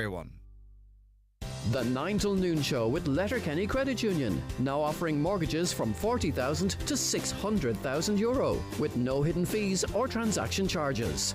Letterkenny Credit Union, 9102127. Now, social media can be an amazing place to document your life, and it's a real outlet for some people, and some social media users have even made a career for themselves out of it. But Donegal TikToker Amber Carr, who has over 13,000 followers, has been posting online for quite some time. But during a recent holiday, she was forced to turn off her comments. I'm joined by Amber now. Good morning, Amber. Good morning. How are you? Good, thanks. So, Amber, explain to us what happened when you were on holiday recently. Yeah, so usually when I would go away, I'd just be posting TikToks, what we've been getting up to and things like that. And then every evening we'd be going out, I'd be posting what we were wearing, and usually it would be just myself, but then I thought I would drag him into it as well. So we were just posting what we were wearing, and at the start it was all grand, a nice outfit tonight, you look great tonight, but then it started to take a turn. So one day I posted a video and it was just what we were wearing and everything, and after not long it had maybe, I would say, 30 likes but 40 shares. Okay. And there was no comments on it at that point, but I thought, oh God, that's an interesting ratio. Usually when that happens, I would send it over to my sister and think like, what's wrong? Is there something wrong with this one? But we just thought it was strange. It had all those shares. And then the comments started coming in, so they were like just going on about basically our appearance, and he was in it as well. So what's wrong with their faces, and why are their heads shaped like that, and things like this. And we were really shocked because it's not something we've heard ever, you know. So we were just shocked. But to think that somebody thinks they have a right to comment on someone's appearance. Yeah, it's crazy. Like you wouldn't go up to somebody in a shop and think, oh, your head looks funny, like by any chance, you know. And were these accounts, you know, was their profile hidden, or, you know, was it very clear that it would say a man or a woman? Most of them now were hidden, and some of them maybe would have a fake profile, but a lot of them were hidden. There's nobody really that I could pick out. And well, there was one that wasn't hidden, and I wouldn't mind when I went on to her profile then to have a look. Of course, in her bio it said, "Be kind to everybody." That's always the way, isn't it? Yeah, be kind to everybody. And is this something that you have experienced before, or has this kind of reached a new peak in recent times? Well, kind of, there was always a little bit of it. Like when I would search my name up on TikTok maybe a couple of months back, I would just search Amber Carr, and the first thing that would come up would be head shape. And I just thought, what is this all about? I was going home, I was asking my family, like, is my head a weird shape? And they'd be like, oh, tilt this way, tilt that way, you know, but we couldn't figure where it came from. But then just on holidays it started getting worse. You know, people say you ended up on the wrong side of TikTok, but with those videos I definitely did end up on the wrong side. Yeah, no, it's absolutely. There's so much awareness that it's not acceptable at all. But to think that there's so much awareness now, about the impact this has on people's mental health. There's so many people have come off. Say Garen Noon, he's come off, social media. But it's such an outlet for people, and people are still so determined to be so nasty. Yeah, and it's like to think the excuse is, oh, but you're posting your life. We can say whatever we want. And just to think it's fine. You would never in a million years walk up to somebody in public and just speak your mind. Oh, but she's wearing a different outfit that I've never seen someone wear before. So I'll just go up to her now and super value and tell her what I think, And did you raise this with TikTok? Were they able to mediate anything? So they would flag some of the comments. Some of them would automatically go into a filtered section, and then I could click and snap, but I would still see them. Like, luckily for myself, I would have considered myself to have thick skin, and my boyfriend as well. We wouldn't take much heed of it. But, I mean, if you were someone who would take real offence to this, even the comments that are hidden away, you can still see them. So... But there's only so much you can take as well. If you say you have a thick skin, there's bound to come a time where, you just think, I've had enough of this. Yeah, and even then there was a profile made, and it was called my boyfriend's second name was his fan account, but the profile picture was just a picture of me, right? And they were commenting on everything, saying that, all these stuff about my boyfriend, and I tried to report that one, and I said, it was impersonating me, but TikTok just left it up. Yeah. They said, oh, we have reviewed this and it doesn't violate anything. Which I thought was very strange, seeing as the profile picture was a picture of me. Yeah, I know. And I suppose, that is a long running argument in terms of like Facebook as well, that there's nobody there to help you if there's something gone wrong. If you do need a comment removed, there just seems to be no liability with these social media channels. Yeah, and like I would be able to delete them myself, but it'd be after I've seen them and after other people have seen them and liked them, and it just spiraled. That one really did just spiral. One person would comment about the head shape. Then the next comment would be that, are your parents related, or, things like this. Yeah. So it was just spiraling out of control, and they think, oh, well, they said it, so I can say it. And yeah, no, it's crazy. And I had seen one of your videos, and you even had said to people, be kind and don't be nasty with the comments. And, it still continues then, even after that. Yeah, it actually got worse, I think, after that. So they think then we'll just go in on them and say whatever we think.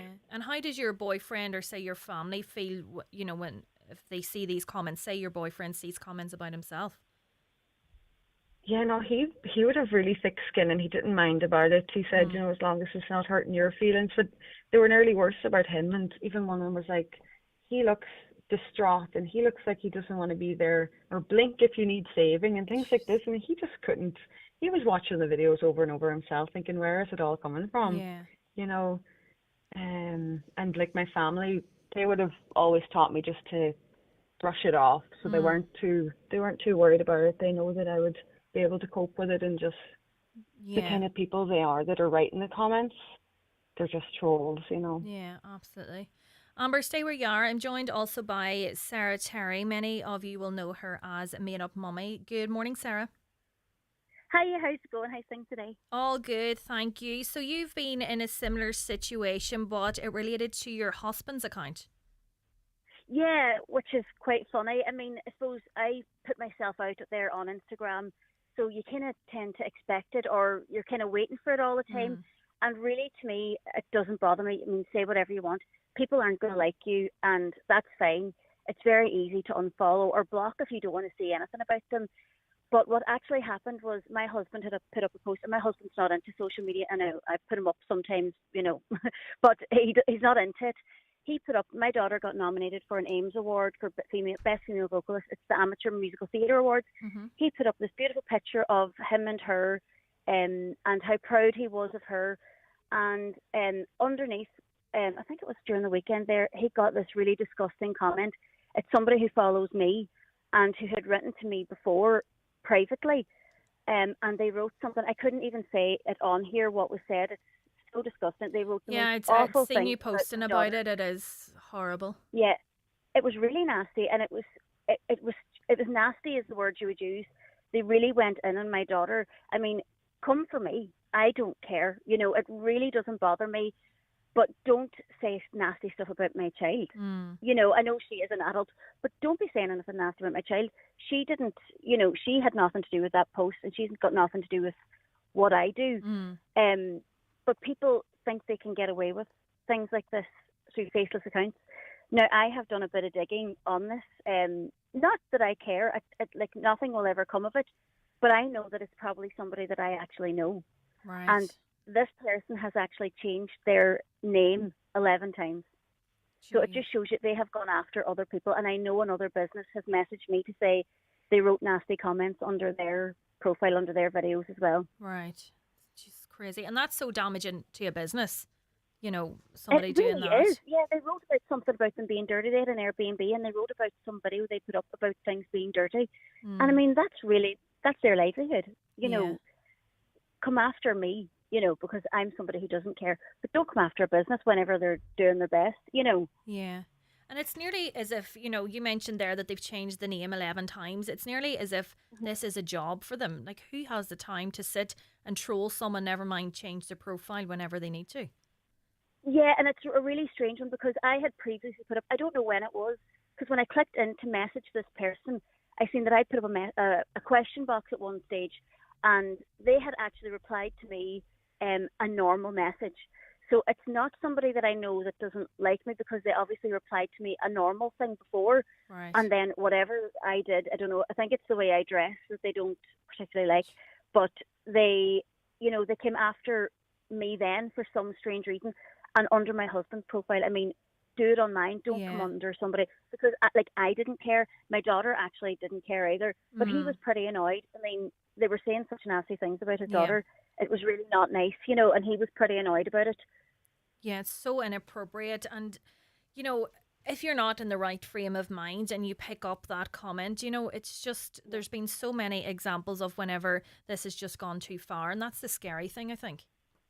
Absolutely. And what's come out with Tattle Life, I don't know if you heard of it, it was a website where people were free to give as much hate to people as they wanted. And they really did. And there's people I know were written about that. I never went on it, but I know they came off social media because of this. And they're actually really nice people, but people love to jump in. And especially if you're on Instagram or TikTok, people do love to go, oh, well, they're actually not that nice. You know, they really want to see people going down for some reason, and they don't want to see kind of influencer style people doing well. I mean, it's a job at the end of the day to a lot of people, and it's amazing advertisements for businesses, but people don't want to see them doing well. But the fact that Tattle Life has come up in the last couple of weeks, and they're getting sued for it and everything, and then this person still feels that it's okay, I'm still free to do this behind a faceless account. And I think Tattle Life showed it. I know it's in such a long process, and fair play to Neil and Donna Sands for the work that they've put in, but you know, it's good that they're getting to the bottom who's behind this. So, you know, hopefully in the long term there could be something similar on Instagram and TikTok as well, that the identities of these people, you know, I know there's been so many calls for it to be regulated, but you know, eventually we could get to the bottom of who's behind these troll accounts. Well, what I can't understand is how people can keep making new accounts, fake profiles and fake accounts to share these comments, but then you can't do anything about it. There's nothing you can really do. They're not going to give you any information, and you can't really find out unless you do your own digging. You can't really find out anything from them, but yet people can continue making new accounts when one gets blocked. Yeah. And your husband's account, Sarah, was it a private account? So would that person have had to be following him? No, do you know what? Because his account was private, and I said, I thought your account was private. And he says he must have made it public to do something on it or whatever. But he was like, I'm making it private again straight away. You know, and I know you put yourself out there, and I come to expect it, and I don't care what people say about me because people don't like me. That's fine. I have no problem with that. Not everybody likes everybody. But it shouldn't just be okay either. You know, like I say this, like it's okay, but it's not really okay either. You know, definitely just, not. If you've got nothing nice to say, just don't say anything. And as Amber was saying there, you know, they wouldn't walk up to you in the street and say it to your face. And I think that just shows the type of person they are. You know, they're not a strong character anyway. You know, they're not going to be brave enough to speak to you. Yeah, and you know, I actually seen when I got that message. I got home. My husband didn't tell me for a while because we were actually out at the time, and I got home and he told me, and I actually went on and I messaged them. I could see they were online and I could see they were reading my messages. Mm. And then the next thing, the whole thing was taken down. Right. So they were caught out quite quickly. But I'm assuming it's definitely somebody that I know because it normally is. And do you think that's more hurtful? You know, not for me. You know, I really do. I really honestly don't mind. I don't care at all what anybody says about me. But it's just funny how it's people that are nice to your face, you know. Yeah. And I have to say, I don't really get much hate online. I have the loveliest followers, of the nicest friends who are the most supportive people and always behind me. So I don't really get this. So it is once in a blue moon. And I think Instagram is a wee bit different to TikTok. TikTok seems to be brutal. Yeah. You know, they really hone in on certain videos for no reason. It's nearly like a game. Yeah. Amber, is that something you've experienced? Do you know that it's anybody that, you know, these accounts, that it's possibly somebody you know? I would like to think that it's not, but sometimes I would, you know, have a little inkling that it could be just small town mentality and things like that. But no, for the most part, I think this video was really just strangers because you can see location. Okay. And it was a lot of viewers were UK. Right. So I think it was a lot of that, really. Yeah. And do you think it would ever come to a I stage would where say, you... like, Go on ahead, sorry. whenever I see, you know, shares on the video, Mhm. I think that might be somebody I know that are just sharing it. But the comments, I wouldn't think they would do that. Yeah. Yeah, you would like to think so. Do you think it would ever come to a stage where, you know, you would stop posting, or you feel that you're like Sarah in that place that you don't really mind what people say and you're going to do what you want to do? No, I mean... No, I wouldn't mind. No. Yeah. I'd do the same, you know, it just kind of, but it depends who you've in the video. Like, if I had my family in it and if they were coming for them, then obviously I would have to just disable the comments and stuff straight away. But when it's just myself, same as most people, you kind of just have to let it go. Yeah, no, that's a great attitude, and it just kind of shows them that are, you know, trolling you, Amber, that, you know, they're not going to deter you and you're going to do it anyway, and it's obviously their issue, it's not your issue. Yeah, that's it. You kind of just have to, like, you know, I would try not to reply to the comments, but people would be coming on supporting me, replying to the comments, and they'd be just saying to these people, like, get a life.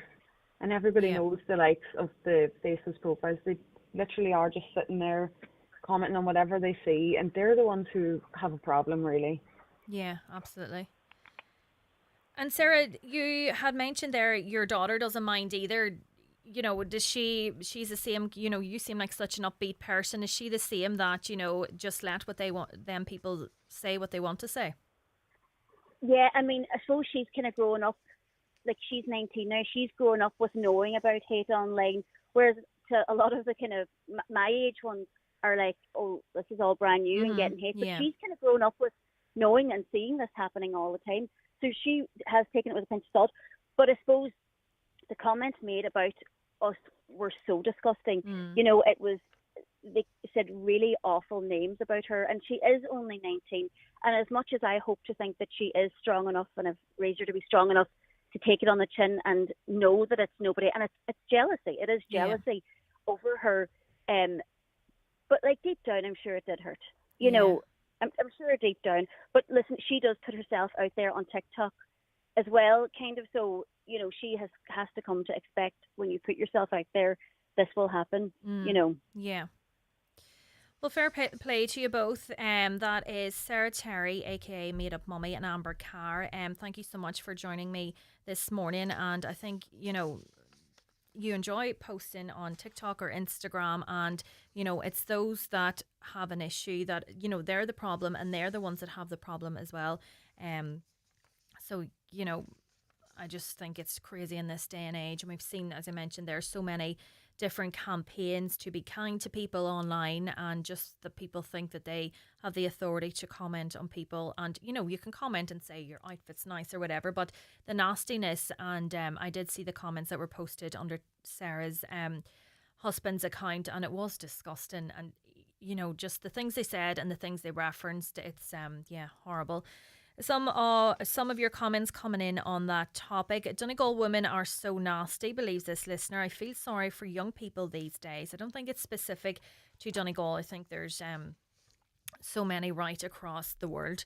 This is for hate speech laws that the government is trying to pass. Another listener believes it's the plight of our society. Madness. Yeah, I just think, even if you have one small, you could be posting about anything, one small mistake or whatever, and just the trolls then under it. And everybody can make a mistake, but it doesn't even have to be that. Like, you could post one photo or you could post a video if you're making something, and somebody will be willing to comment and, that they know best or whatever.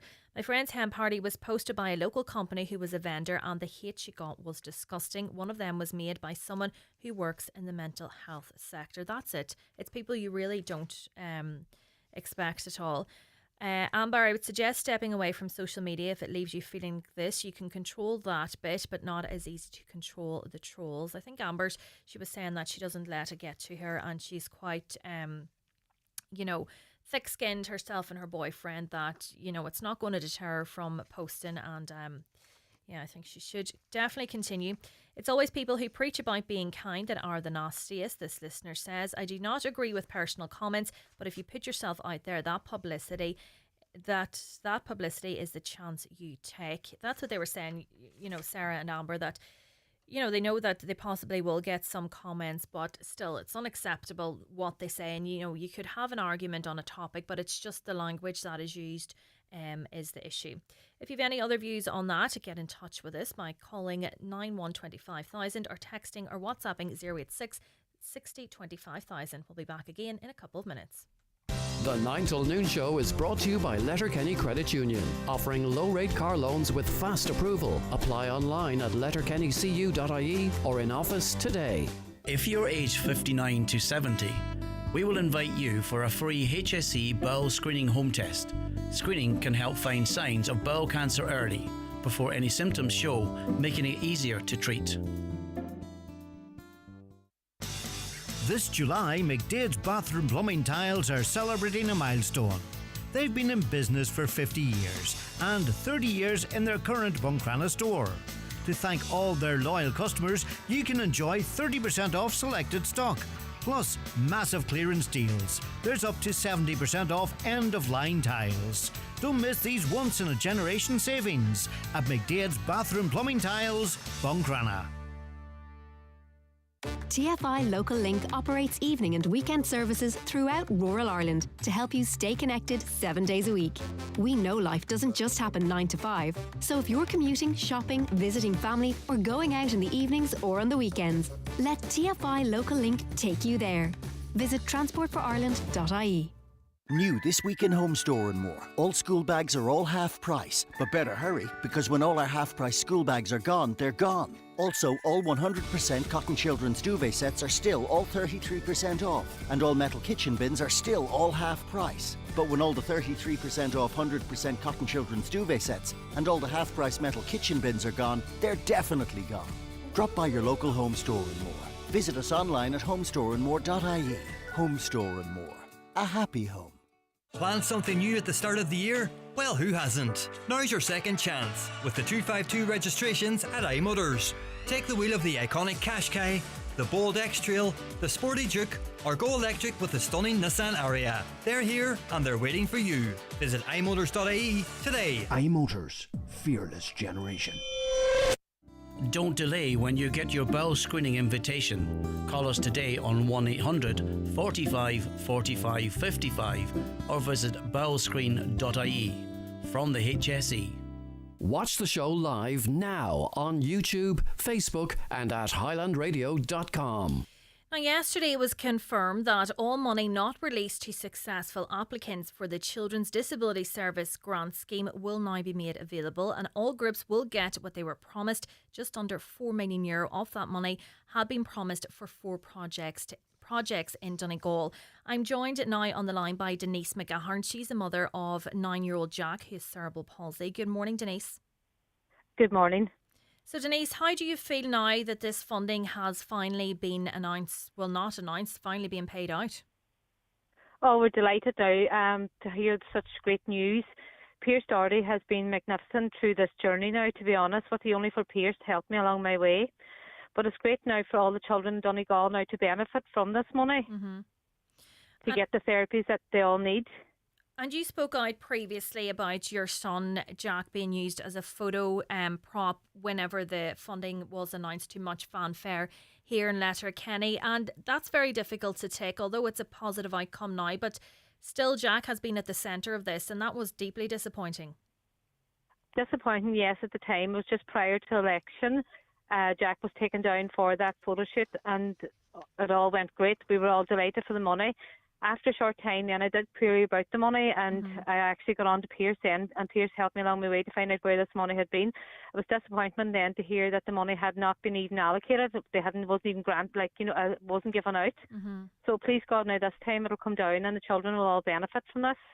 And that money was much needed back then, and even I'm sure much more needed now. And you as a parent, waiting all this time for that vital funding, I'm sure was difficult too. Yes, it's been a long road now, especially for children that aren't getting any services regarding physio, speech and language and stuff like that. Jack does get a wee bit of speech and language now in school. He has a physiotherapist in school only recently, but previous to that, even before that photo shoot, we've had no services at all. So this is great now to hear this announcement.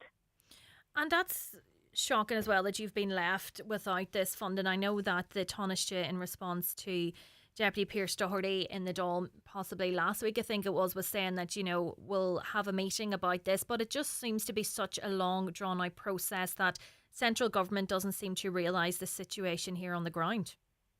Yeah, it's well over 2 years now since that money was meant to be allocated into Donegal, and our services are quite poor here in Donegal regarding physio, speech and language, OT and stuff like that. People do find it hard to get these services, so we really do need these services now for Donegal. And do you think that more funding does need to be pumped into the county in terms of that as well? Oh, definitely. After this money now runs out, say 3 years down the line, what's going to happen? Are we all going to be back fighting again? Yeah. So Donegal definitely needs more money into it now, more service, more things for our children. There's nothing for our children. So, and at the minute, all parents seem to be fighting for everything they get. And there can't be a gap in those services because, providing the physio and the speech and language therapy, that's good now for these coming years that the funding's been secured, but it can't get to a stage where you have to fight again and, there's that interim period where no services are available. That's right, yeah. So I don't know, after 3 years, I feel we'll be back at the start again, fighting, not unless they need to be pumping money in now for 3 years' time and just keep the service going. Because when the children do start to do wee things, it's lovely seeing them, their first wee words and speaking, but it's not going to last if there's nothing there to help them to progress along their journey. Yeah. And Denise, do you know when this funding, I know it's in an early stage and it was only announced there yesterday afternoon, do you know when this funding will be available to the organisations for them to roll out their services then? No, so, I've had no word regarding when the money is actually going to be coming down into the county, so that's something I'll probably need to talk to Pierce about regarding that now, to see when it's coming down and we can get all the services started going. Denise, thank you so much for joining us this morning, and hopefully that funding will go a long way in helping those who need it.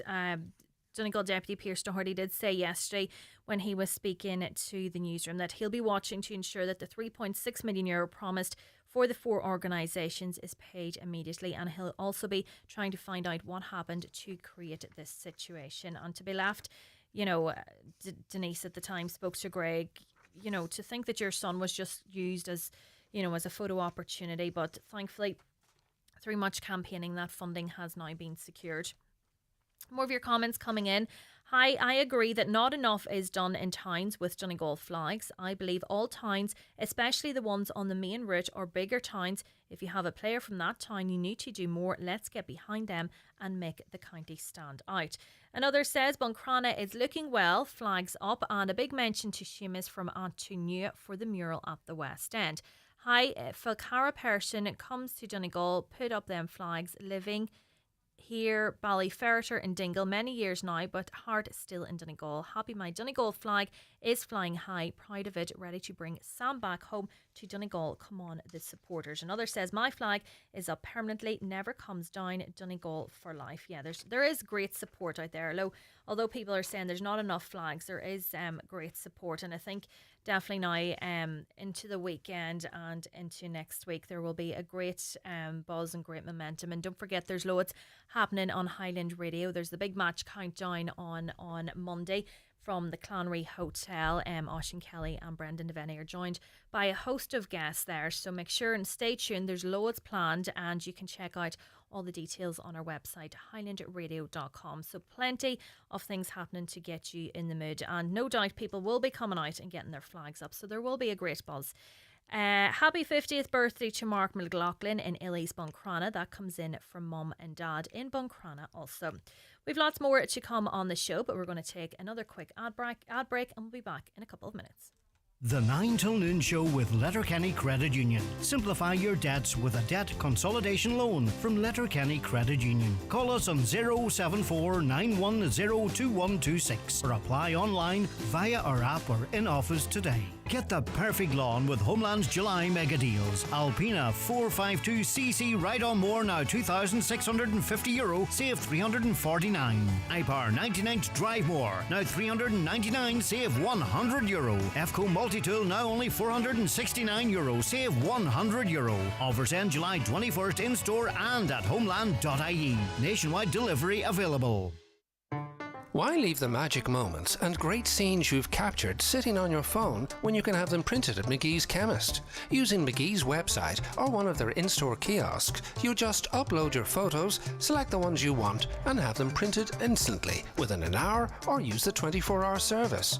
35mm and film from disposable cameras also printed, and old photos can be digitally restored. Hold your memories in your hand with McGee's Chemist, Letterkenny.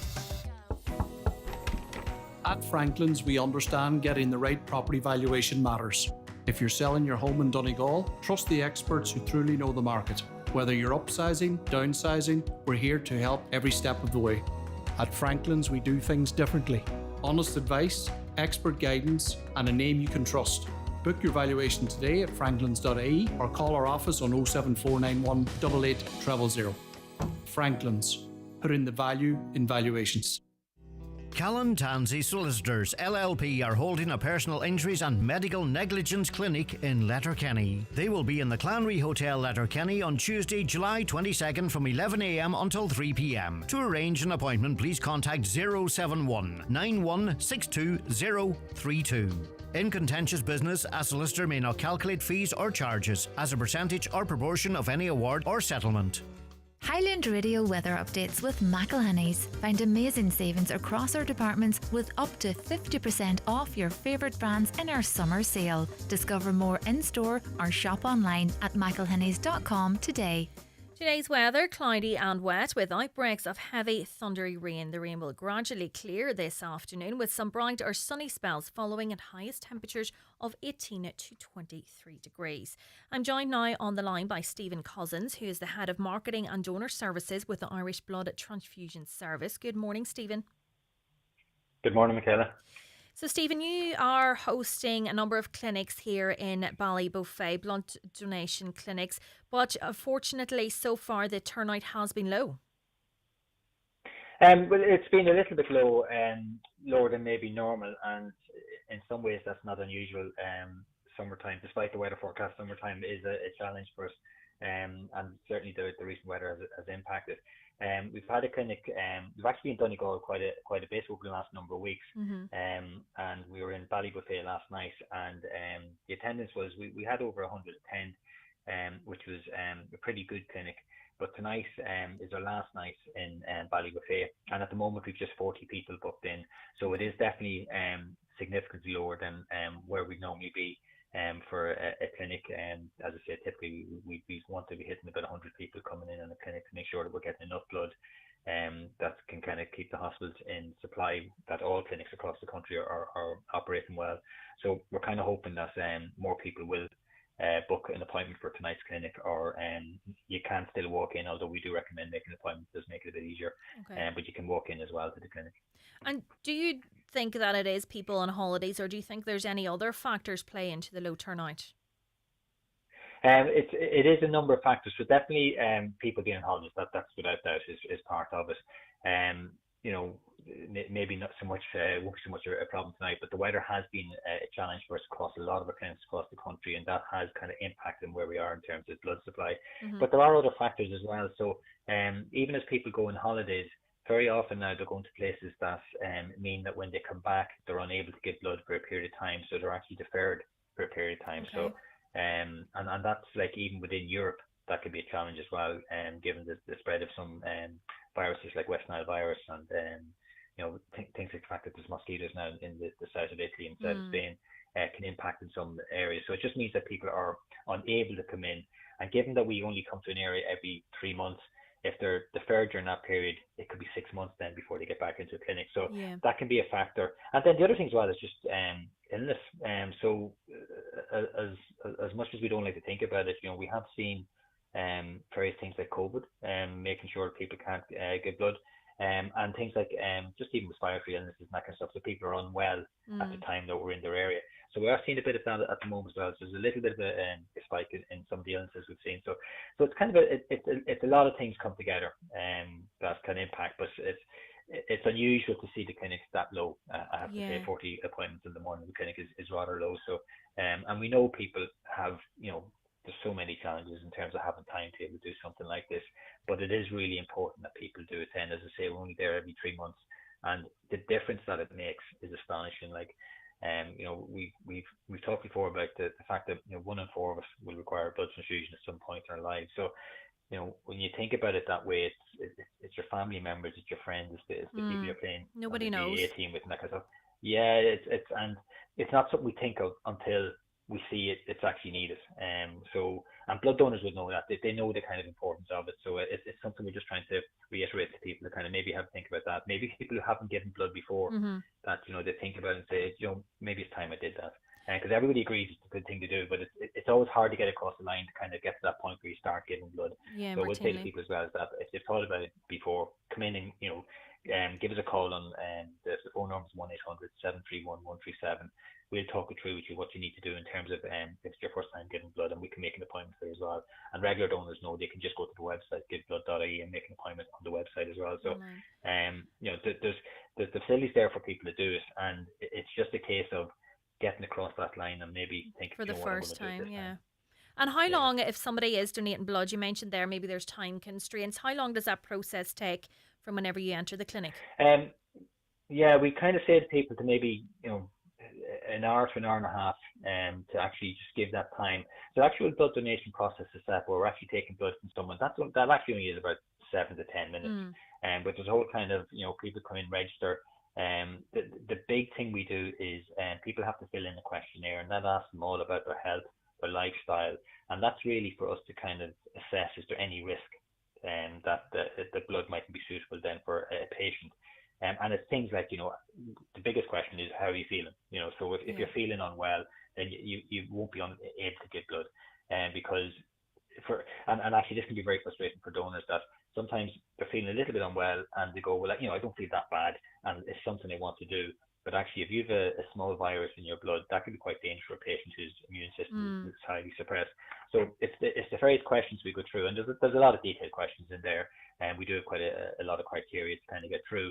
So people fill in the questionnaire, and then they go to they meet a nurse usually, and the nurse goes through the questionnaire again just to make sure that everything's all right, checking maybe some medications per son, just to make sure that everything fits within our criteria. And then we check for hemoglobin levels, which is effectively, it's a bit like checking your iron levels. Okay. And again, there's a minimum level that people have to reach, so it's okay for us to take iron from blood from that person because we don't want to reduce their iron levels too much. And once that's done, then they go through to the donation bed. As I said, the donation itself is actually usually only about 10 minutes max. And then after that, there's the bit everybody likes is the sitting around in the canteen having a cup of tea and some chocolate and Treat crisps. then for them. And that's just, yeah, and part of that is actually that, we actually we're monitoring the person at that stage as well, just to make sure everything's okay and the person's happy enough. So we kind of say generally you're looking, it's probably best to think an hour and a half. And in some ways that seems a lot for, you can understand people are busy and the stuff they want to get in, they might have a training match or just something on TV. But it's only every 3 months you can give blood. So in that scheme, but it's not that much. Yeah, but an hour and a half every 3 months, is absolutely doable. And that's, it's hard to think of doing something like that and the impact it has, because the impact is it gives someone a lifetime. That's the pure reality of it is that, and again, current donors would know this. You give blood and, probably within 5 or 6 days, you're getting a message saying that your blood is now on its way to a hospital. And that blood donation is going to be, it's either saving someone's life, or it's helping someone recover from a very, very serious illness. So and that's a great, encouraging people to keep donating, knowing that, you see the exact evidence of where it's going and the good that it is doing is, I'd say that's hugely beneficial to yourselves and encouraging people to donate more. It is, yeah. And, again, people think, maybe just don't think about the impact that blood donation has on the health system. We always try to have about 7 days supply of blood. And for example, at the moment, some of the blood groups we're actually only at 3 days supply, like O neg and AB neg and B neg, we're at 4 days supply. So we're very low on some of them. But if the hospitals, if we weren't able to supply blood to those hospitals, within a few days, they'd have to stop all surgery. And things like, blood is, for about 70% of all blood that we issue to hospitals is used for cancer treatment. So again, you think of, we know what goes on in our hospitals, but maybe we don't think about the fact that blood is what actually keeps the hospitals going. It's the oil of the health service. And, that all comes back to volunteers coming into a clinic on a Thursday night, when maybe there's something else they thought they wanted to be doing. They're coming in, giving blood. That's what makes a difference to our whole health system. So it is amazing the difference that people can make. Yeah, a listener has just actually texted to say, I want to give blood but faint all the time. Can I do this, or is it a waste of resources if they went to a clinic? Yeah, if they've been told before, they may have been told that it's not for them. And blood donation isn't for everybody. If somebody has a propensity to faint, then that is a challenge. It's hard for me to say kind of an individual, because maybe it just happened once, and maybe some people maybe shouldn't be looking at the blood when it's flowing out, even though it's for a lot of people it's not an issue, but for some people it is. A lot of people have a fear of needles, and again certainly say to people with fear of needles, do come in with a friend, and look away when the needle's going in. It really doesn't. People have huge anticipation what's going to be like. Afterwards, a lot of donors go, well, really, that's why I didn't get blood because of that.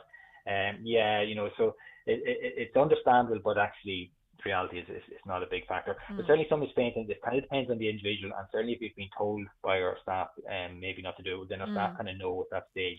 It's just not for everybody in that case. Yeah. So Stephen, just remind us of them blood types for anybody listening that you are running low off. I know every blood type is essential, but just in case there's anybody in that group. Yeah, well, it is. So the O neg, B neg, and A neg and AB neg are all low, and even A pos, which is over a quarter of the population, is only at just over 4 days as well. But given the demand from the hospitals has increased very significantly in the last couple of years, and we're running at over 2,500 units a week now. So that's significantly up on where we were before. So actually, every blood group is in need. And as I say, we're in Ballybuffet tonight in Jackson's Hotel. So the clinics are on from 12 to 2, and then it's a split clinic, which means kind of there's different times people come in. So, and then it's open again from 4 o'clock to 8 o'clock. So we'd encourage people, make an appointment. Definitely it helps. And, current donors can go on the website, giveblood.ie. New donors could ring 1-800-731-137 and, to make an appointment. And we do take walk-ins as well, although we do recommend the appointments. I might add as well, Michaela, as well, that we're in Letterkenny toward the end of August as well. So again, donors can actually make appointments now for that. But it's very important that when we come up to Donegal, because it's a team that serve out of Dublin, come up to Donegal, we kind of do 4 or 5 clinics at a time. around the place. So it's really important that when we are there, that we get the response that we need. And we usually do. Donegal, like it sounds a bit wrong to be kind of saying that we're not getting the donors in, because we know how passionate donors are. We had our donor award ceremony in Letterkenny last March, just gone, and we had several hundred people at that. It's an absolutely fantastic night, and there's nothing better than Donegal donors when it comes to talking about blood donation and how proud they are of it. So we're very conscious of that, but we're also conscious that lots of things get in the way in terms of people being able to get blood. We just kind of say, just make that extra bit of effort when you can. Great. Stephen Cousins, Head of Marketing and Donor Services with the Irish Blood Transfusion Service. And just a reminder there, the clinic's being held today at Jackson's Hotel in Ballybuffet. The first clinic is running from 12 until 2 p.m. and then the second clinic this afternoon and into the evening is running from 4 until 8 o'clock. Highland Bakery brings the magic to your morning tea break. Golden scones, still warm, soft in the middle and impossible to resist. Look for the packet with the rabbit on it. Fresh from the oven to your local shop. 25 years of Highland Bakery. The Dreams and Sofa Time Spend and Save is now on at our new store in Crescent Link Retail Park, Derry. Save 10% when you spend over £750. Choose from a wide range of exclusive beds, mattresses and sofas. Plus interest-free credit available on everything. But hurry, ends Sunday. It's the 50% off mega summer sale at Right Price Tiles and Wood Flooring. Up to 50% off all tiles, wood flooring, outdoor porcelain tiles, cladding and bathware. Everything in store has been slashed in price. The Right Price Tiles and Wood Flooring 50% off mega summer sale. Stores nationwide. Sale ends Sunday. The body is that of a 35-year-old.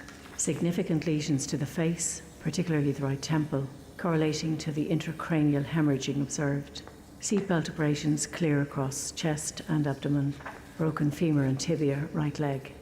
Blood alcohol is over the legal limit. Cause of death, drink driving. Drink and drive, and it could be you on the mortuary slab. A message from the Road Safety Authority. Visit rsa.ie. Summer toys at Tinny's Toys. Everything for an outdoor summer. Swings, slides, trampolines, goalposts, rebounders, sand table, wheelbarrows. Of course, we also have our massive range of kids, pedal and electric toys. Need something for those rainy days? Well, we've that covered too, with the likes of Brooder Toys, Lego, Marvel Toys, books and more. Call into our store on the Leck Road, Letterkenny, or shop online at tinnystoys.com. Tinny's Toys, much more than just farm toys. Dan Boy. Looking for a great day out right here in Donegal? Step into the Crawley Distillery Visitor Experience. Proudly voted one of the best places to visit by TripAdvisor. Set in a beautifully restored historic building, it's where the story of Crawley whisky comes to life. Take a guided tour, explore the rich history and enjoy a warm fáilte in the heart of the Gaeltacht. Book now at thecrawleydistillery.com. The 9 till noon show is brought to you by Letterkenny Credit Union. Digital loans now available. Apply online or via our app today and get your loan transferred directly to your current account. It is 11 o'clock and time for the latest news headlines with Donal Kavanagh. Thank you, Michaela. Good morning. A member of Donegal County Council's Defective Blocks Committee is asking Housing Minister James Brown to attend meetings of the committee. He's also seeking monthly meetings which would be attended by officials from the Department of Housing. At a meeting of the DCB committee earlier this week, Marty McElhenney made a comprehensive presentation on the issue of downgrades, which remains unresolved despite months of discussion at local and national level. Councillor Michael McBride said it's clear from that issues being raised in the committee are taking far too long to get to department officials and ultimately to the minister himself. The body of a man has been recovered from the water at Ballyness Falcarra after emergency services were alerted at approximately 3:30 yesterday afternoon. The man was pronounced deceased at the scene. Gardaí have confirmed a file will now be prepared for the coroner. There's bad news for Sinn Féin in the latest political opinion poll. The party's dropped 4 points in the survey by Ipsos BNA from the Irish Times. They're now on 22% support, the same as Fianna Fáil, which remains unchanged since the last poll in the spring. Fine Gael are up 1 point to 17%. Independents and others have risen by 5%. A Donegal mother who claimed her son was used as a pre-election stunt has welcomed news that money promised under the Children's Disability Service grant to 4 groups in Donegal will finally be paid out. Denise McGahern's son Jack, who has cerebral palsy, was used in a photo shoot when the €3.6 million for the 4 Donegal concerns was announced last year, but it was never paid out. And Irish representatives in Europe are being urged to fight for the common agricultural policy. The European Commission has announced an effective 20% drop in resources for the sector as part of the €2 trillion budget for 2028 to 2034. The Agriculture Minister Martin Hayden has opened the first meeting of the CAP Consultation Committee this morning. And we're back with news headlines again at 12 noon.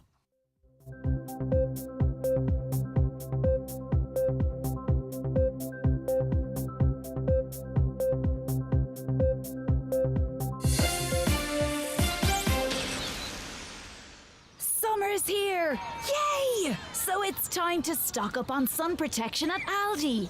There's something for everyone, like Lacora SPF 50 Plus Kids Roll-On at only $3.49. SPF 30 Dry Mist Spray for $3.99. And After Sun with Soothing Aloe Vera at just $2.49. All water resistant and dermatologically tested. So spread the word. And the sun cream, while stocks last. The county's #1 talk show, the 9 till noon show on Highland Radio. So welcome back to the 9 till noon show. It's Michaela Clark in this morning for Grey Cues. I'm delighted now to be joined by Belle Stevenson, who is a former neonatal nurse and author of One Day at a Time and founder of NICU and You. Good morning, Belle. Good morning. So I suppose we'll start with your experience as a neonatal nurse. Well, how did you find that? What kind of issues did you encounter in terms of, lack of resources or issues that you felt women were encountering? Okay, so my time as a neonatal nurse probably brought me to the realisation that parents are often forgotten about, not deliberately, but the focus is on that baby and you have to protect and preserve that life. So sometimes the parents do get overlooked, and that was the thing that really drew to me,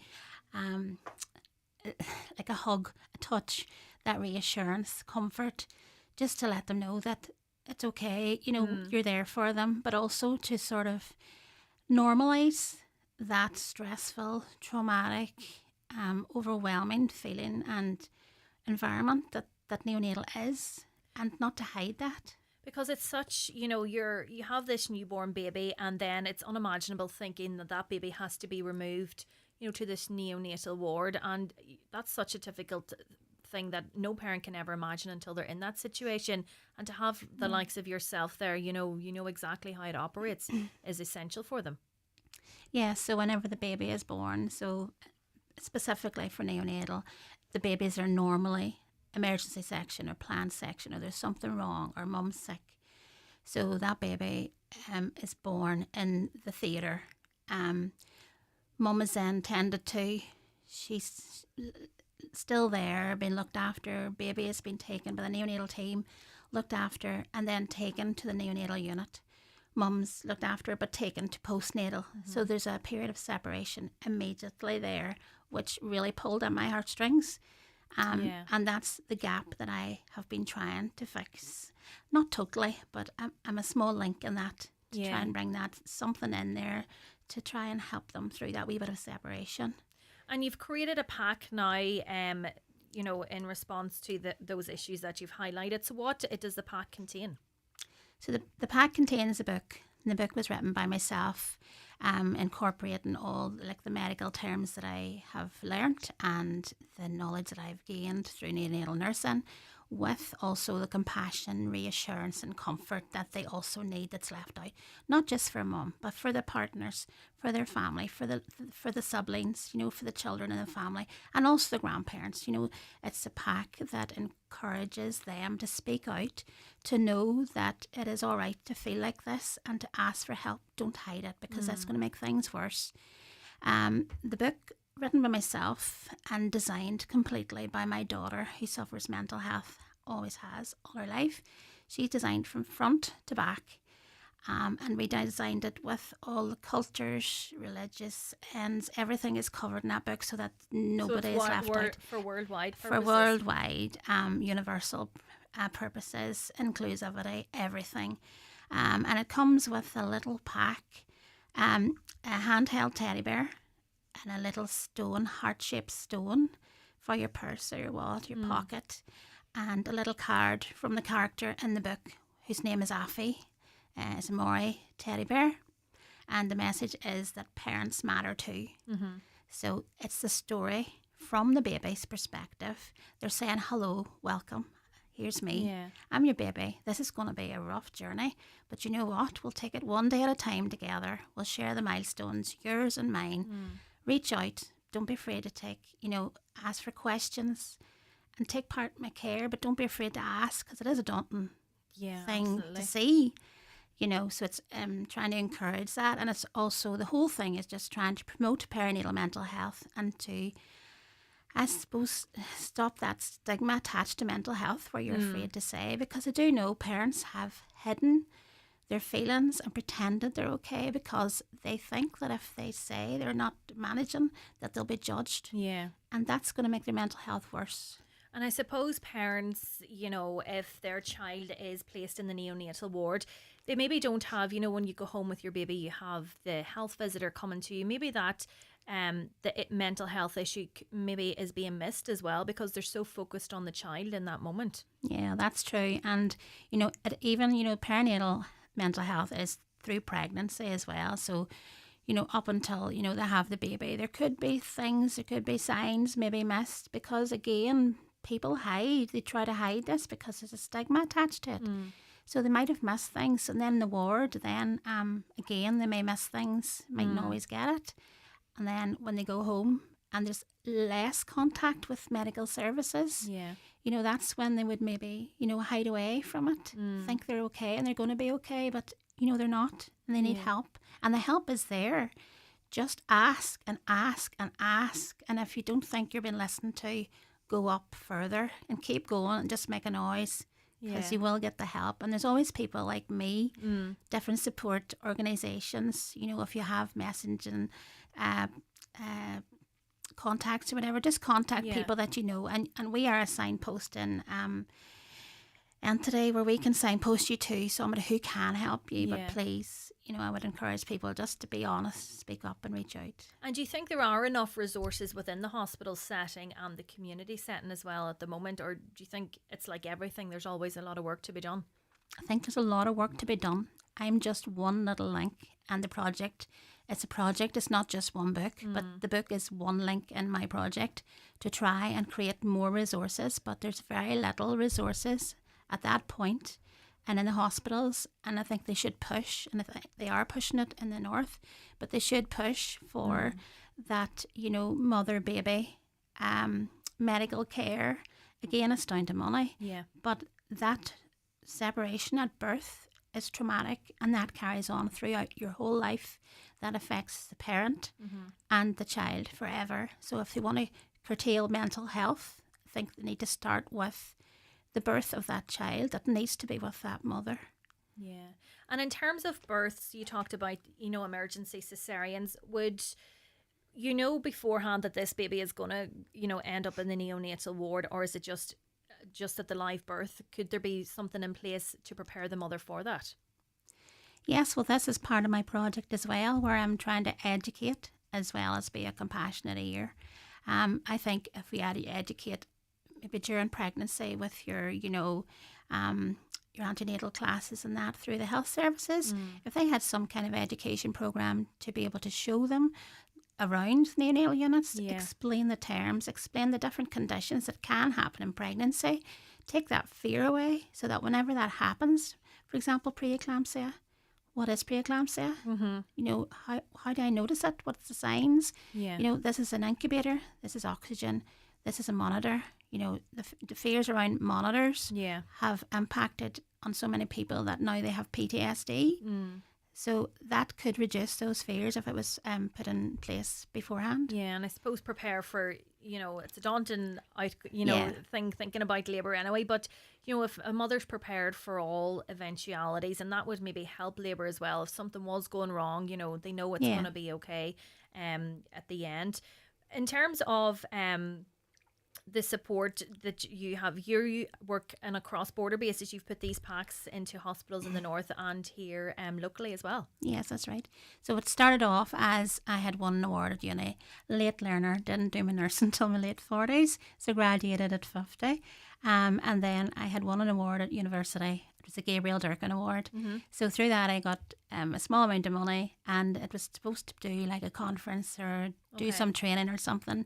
But because I had been working in the neonatal unit, I was observing and talking to parents, and I thought, no, I need something in their hands. I need something that's going to be that touch, that hug, just to bring the comfort.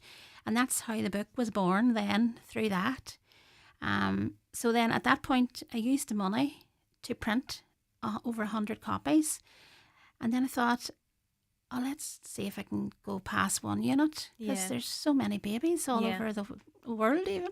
So then what became a local project went to, I had enough, well, it went over and above that. I subsidised it myself, but I had enough for one copy of the pack for every single neonatal space in Northern Ireland. Right. Amazing. And then I thought, well, there's a bit of Donegal in all of us, so it went then, could I go across? And then I provided, my sister was working in Sligo, so I got 10 down to Sligo, and I got 10 to Letterkenny as well. So, and then it's gone to New Zealand, and it's gone to Boston, and just yesterday I've posted 60 to Canada on the request of a parent as well who has funded as well for that. So do you get any funding from any organisations? It's just yourself for local fundraising events? I started off just myself, but I couldn't sustain that. I was using just my own money for that. Could no longer sustain it. So I put a request out for local communities to maybe help do little fundraiser events to help their local hospitals. And that started with a few like wee bonus ball things, and then I decided I would run this coffee morning in the Christchurch in Strabane. It was complete success, and from that I was able to supply, in the middle of it at the minute, but I'm able to supply at least 100 to each hospital in the north again.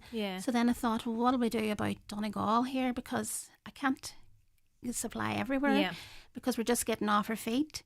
So I decided, let's go and have a wee fundraiser in Donegal. So Oakfield Park, absolutely fantastic wee place.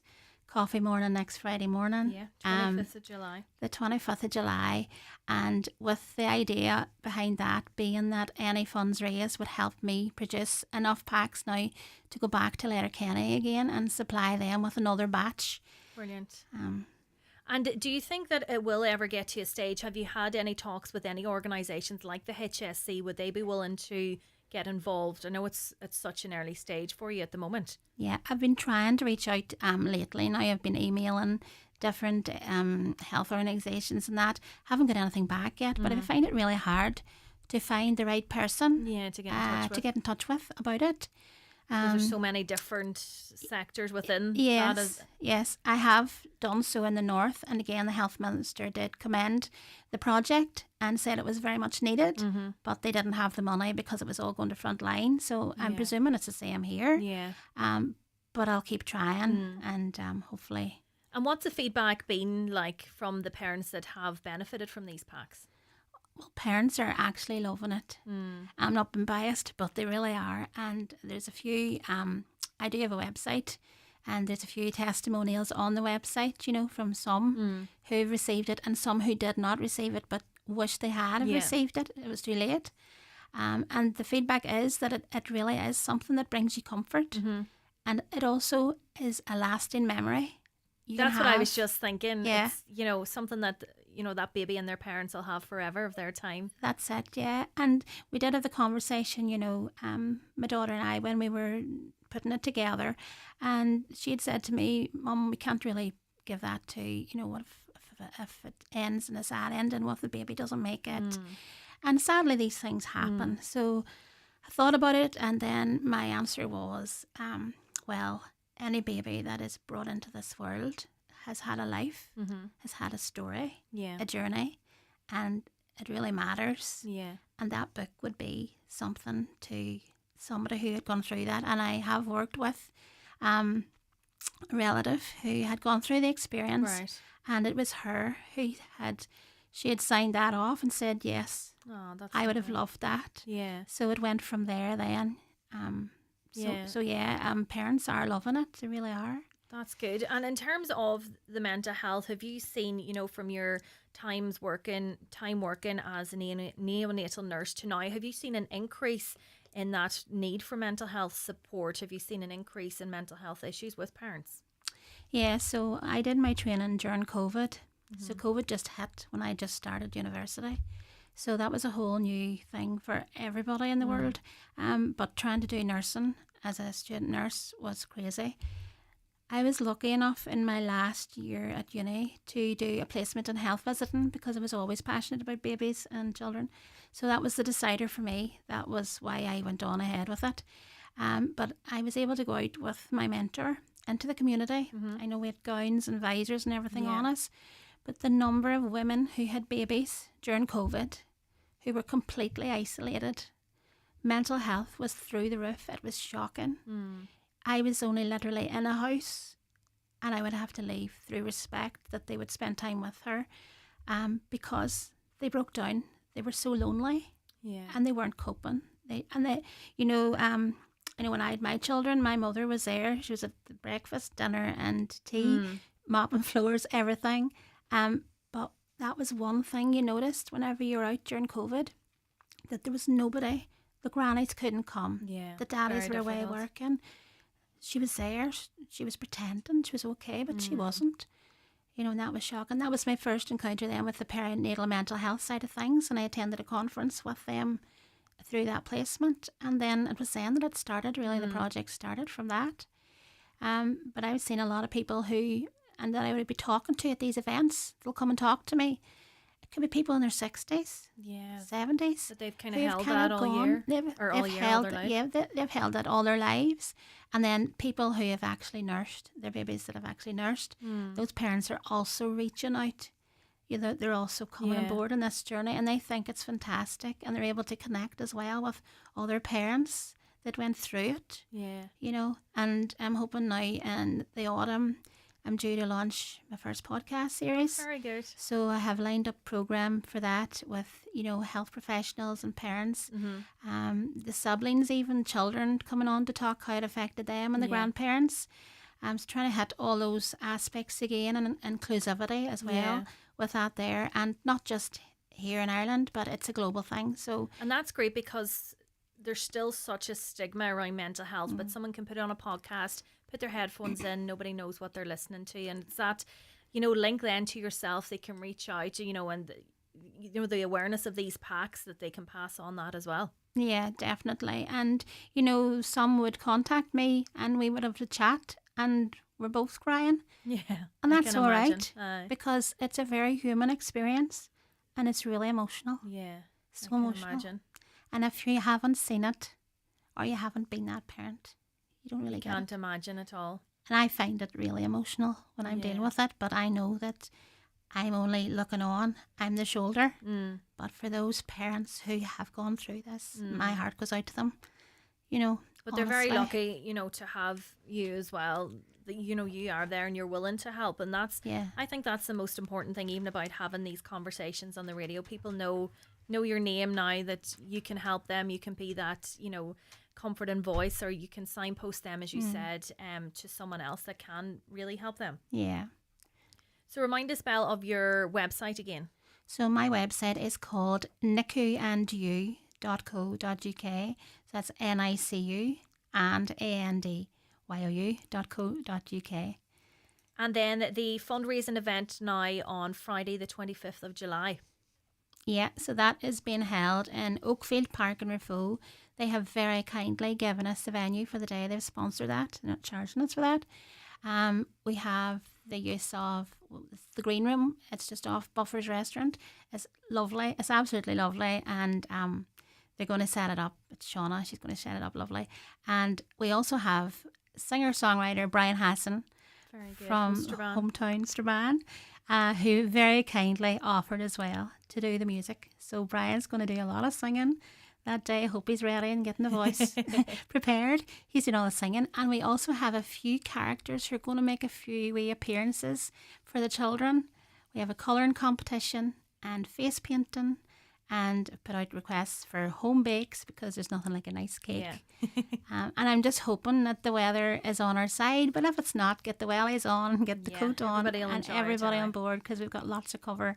It's a beautiful place, and I'm Yeah. so grateful too for that. Absolutely. Belle, thank you so much for coming in today, and it's great to raise awareness of this and the pack that you have created. So I wish you well, and hopefully you can get some support from different organisations that will help you produce more of these. Thank you so much for joining me this morning. Thank you, Michaela. The 9 till noon show is brought to you by Letterkenny Credit Union, with monster loans available up to €60,000 for all occasions. Visit letterkennycu.ie. Fabric World's hot summer sale now on, with fabulous discounts on curtain and upholstery fabric, and half-price pots in our garden department. Summer sandals and fashion from £10. Crafty deals, 3 fabric pieces for £12. And there's always great Euro rates at Fabric World, Maydown, Derry. Since I switched to Hidden Hearing, I can hear it all. You could save up to €3,000 off invisible hearing aids. Save when you switch to us, upgrade, or save on your very first hearing aids. Pre-phone 1800 370 000. Switch and save at hiddenhearing.ie. You should go to the hearing experts. T's and C's apply. The Hillary's summer sale just got even better. Get up to 50% off hundreds of made-to-measure blinds, curtains and shutters. Plus an extra 10% off everything until the 28th of July. That's 10% off all blinds, 10% off all curtains and 10% off all shutters. With Hillary's, measuring and fitting is always included, and your local advisor is with you every step of the way. Book your free in-home appointment today or visit hillary.ie. But hurry, this extra 10% off everything ends 28th of July. Conditions apply. Leisureland Redcastle, open every day all summer long. Perfect for family day trips. Offers excellent value for birthday party packages. For a memorable family experience this summer, visit Leisureland Redcastle. See leisurelandredcastle.ie for more details. Radical changes proposed for farm payments. In this week's Irish Farmers Journal, we reveal the changes Brussels is planning for the next CAP and what it could mean for your farm. Plan to scrap payments for older farmers. Couples stuck their payments back on the table. Proposal to cut scheme supports over €20,000. Funding for farm retirement and new entrants. Lump sums considered for small farmers. Plus leader funding in jeopardy. For expert analysis, see this week's Irish Farmers Journal. On sale now. Highland Radio Time Checks brought to you by EirGrid, the operator and developer of Ireland's electricity grid. EirGrid, powering up communities, powering up Ireland. The time is... The time is now 25 minutes past 11. Delighted now to be joined by Dr. Joe Kelly. Good morning, Joe. Good morning. Good morning. So you heard us talking about the Donegal flags. Yes, I did. I hear you have a view on that. Well, I just think it's very interesting. We, we're a very proud county, and the GA is very much part of our families and very much part of our communities. And so I think the flags are very important. I mean, our national flag, I've always said that on historical sites, we should have our national flag, and on public buildings, we should fly our tricolour.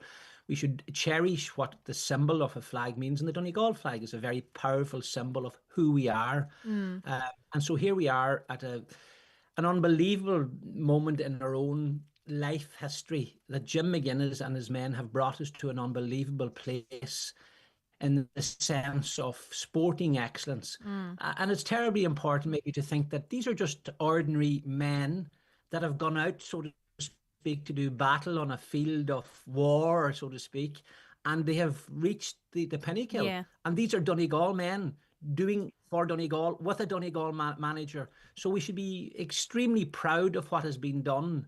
And to celebrate that, I have my flag up. I think it's very important that we celebrate this moment. And It is I an think unbelievable achievement. And I think you were very going ahead, yeah. Yeah, I was just saying, I was speaking earlier, and it seemed years ago flags would have been out long before, teams got through the semi-final into the All-Ireland final. There does seem to be a bit of a shift in terms of that.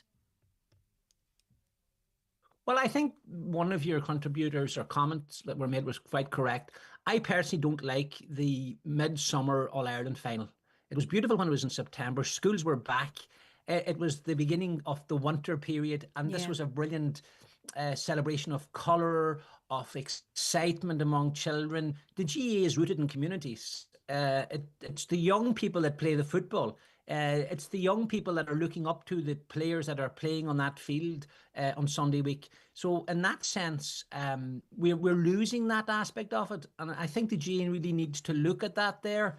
With regards to, I listened to the regards to the fee. I think that €100 for the best national game it seems to be quite high. But when you compare that to what's costing to go to an English soccer game, in relative terms, the GAA is a nerthed, community-grown, voluntary organisation, the length and breadth of the country, that has achieved so much. If you go into every community and look at the quality of football fields we have, the quality of dressing rooms we have, this is all done voluntarily. And so our GAA, when I go into the Crow Park, I'm so proud. This is ours. This belongs to us. This has happened because of every person in the length and breadth in the communities of Ireland working to make this happen. And again, I love the word amateur. It's an amateur sport. And the word in Latin, amore, means to love.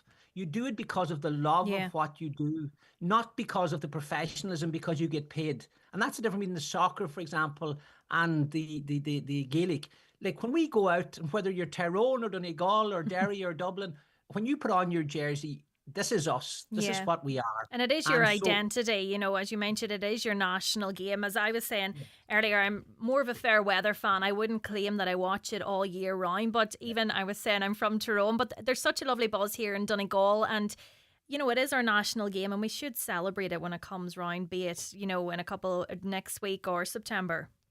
Yeah, absolutely. And like even yesterday, the girls, was it yesterday that they won the under-16C All-Ireland, the Dunigols girls?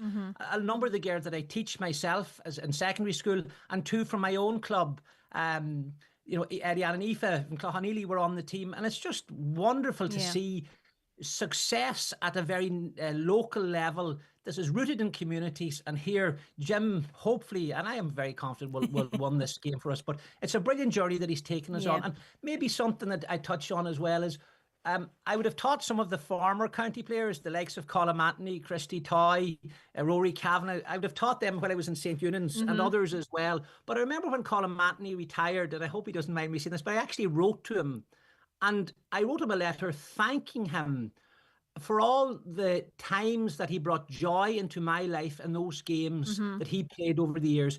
Jim McGuinness and his team have brought joy and hope and lifted the whole county. Absolutely. So these men are training hard, sacrificing, disciplining themselves so much, but they might get an All-Ireland medal out of this. But what they do for our communities and what they do for our own mental health and the summers, the joy that it brings into our summers.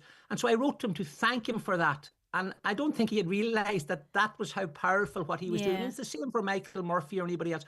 What these men do for us is phenomenal. And we should really, really acknowledge and get behind them and appreciate what the sacrifices that they've made as amateurs, people that really love the sport and more importantly, love our county. And that's everything.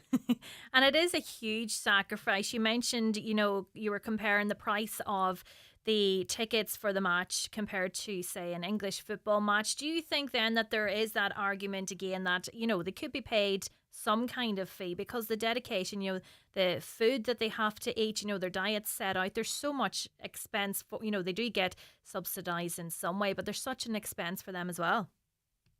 Yeah, well, I think that's where the GPA, that, you know, the Players Association has a pivotal role in ensuring that happens. And there has been progress there.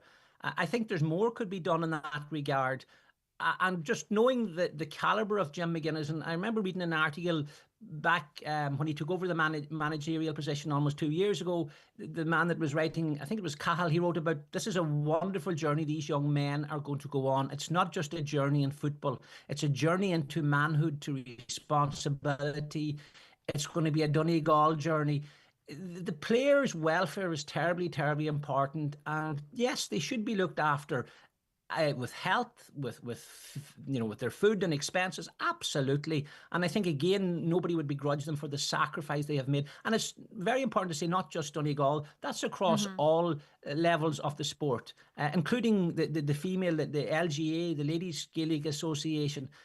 Those girls make equally as much sacrifices in winning their All Ireland. And that should be understood and appreciated. It's very important. And so look at if the money, and I don't think the GA is a grab all association, when you go and look at what assets the GA owns, it's all generated from our communities. And Croke Park belongs to every GA club in this country.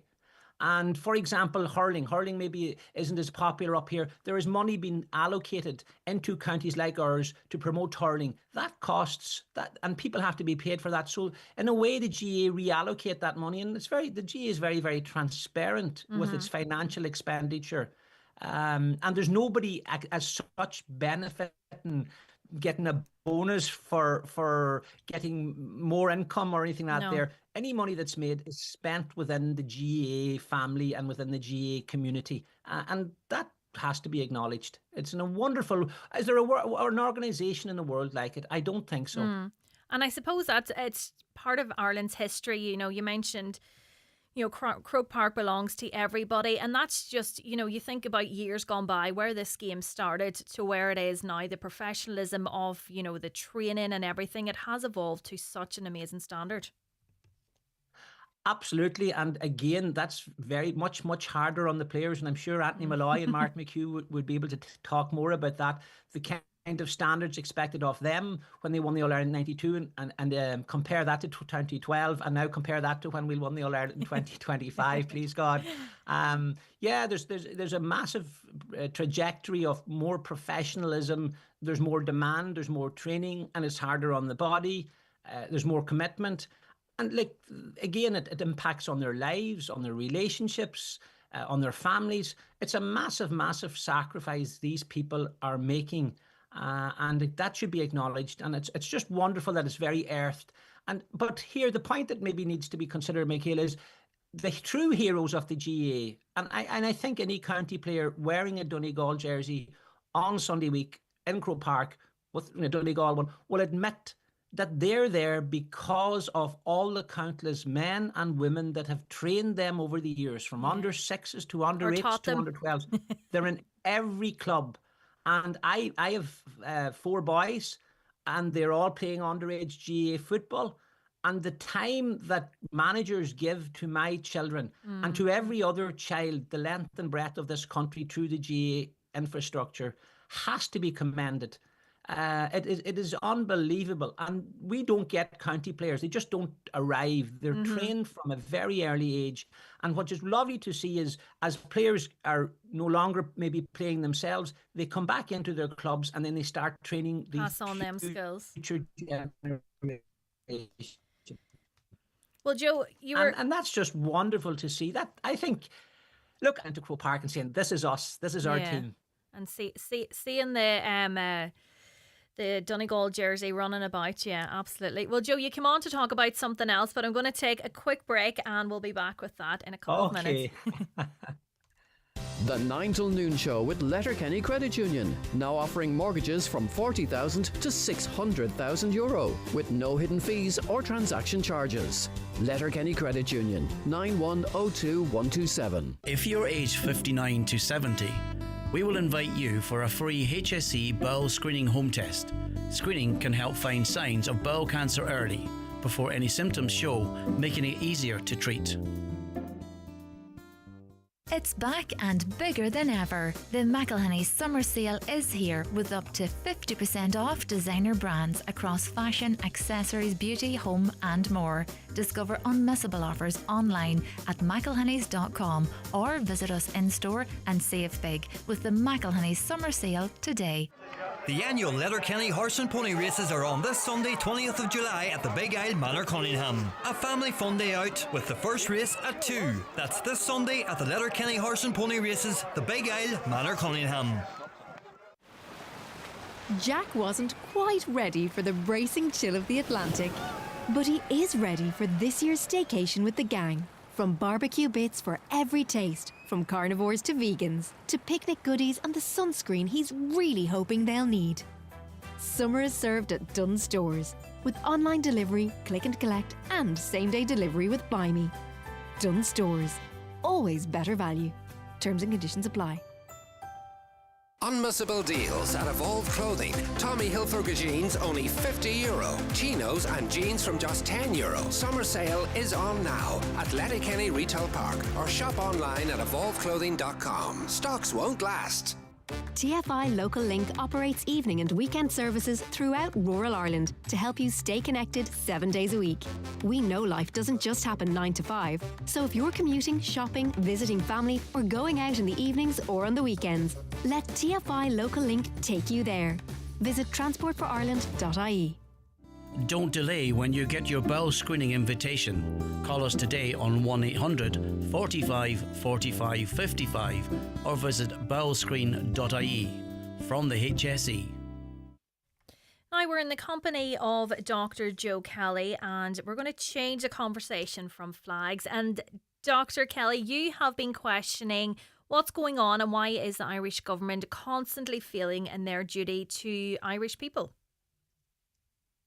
Well, Joe will do. But yes, my concern is, and people are aware of it now, with Titanic and Simon Harris saying, we have to, the government are alarmed with what's happening with Trump in America. And look, the issue isn't Trump. Trump's job is to look after America. Our government's job is to look after Ireland. Mm-hmm. And what concerns me is that we have delegated our economic future to EU unelected officials. We are outside the table of negotiations when it comes to our economic future with America. We're not directly talking to Trump or Trump's administration. It's the EU that are talking to Trump on our behalf. And the lead man is Sefcovic, and he's talking on behalf of us. And I find that very, very concerning. We seem to have, as a country, outsourced nearly everything of our sovereignty. And I've talked to Greg before about that. So our economic sovereignty now is being handed over to Ursula von der Leyen, who's unelected, president of the EU, and her officials. Our immigration policy has been handed over to the EU. We have got sovereign, independent, we can share, absolutely, but give all away. Joe, your connection's just playing up there. I might get you to reconnect and then we can pick up that conversation again. It's just freezing on me there now at the minute. We'll take a few of your comments in the meantime while we get Dr. Joe Kelly to hopefully reconnect with us there.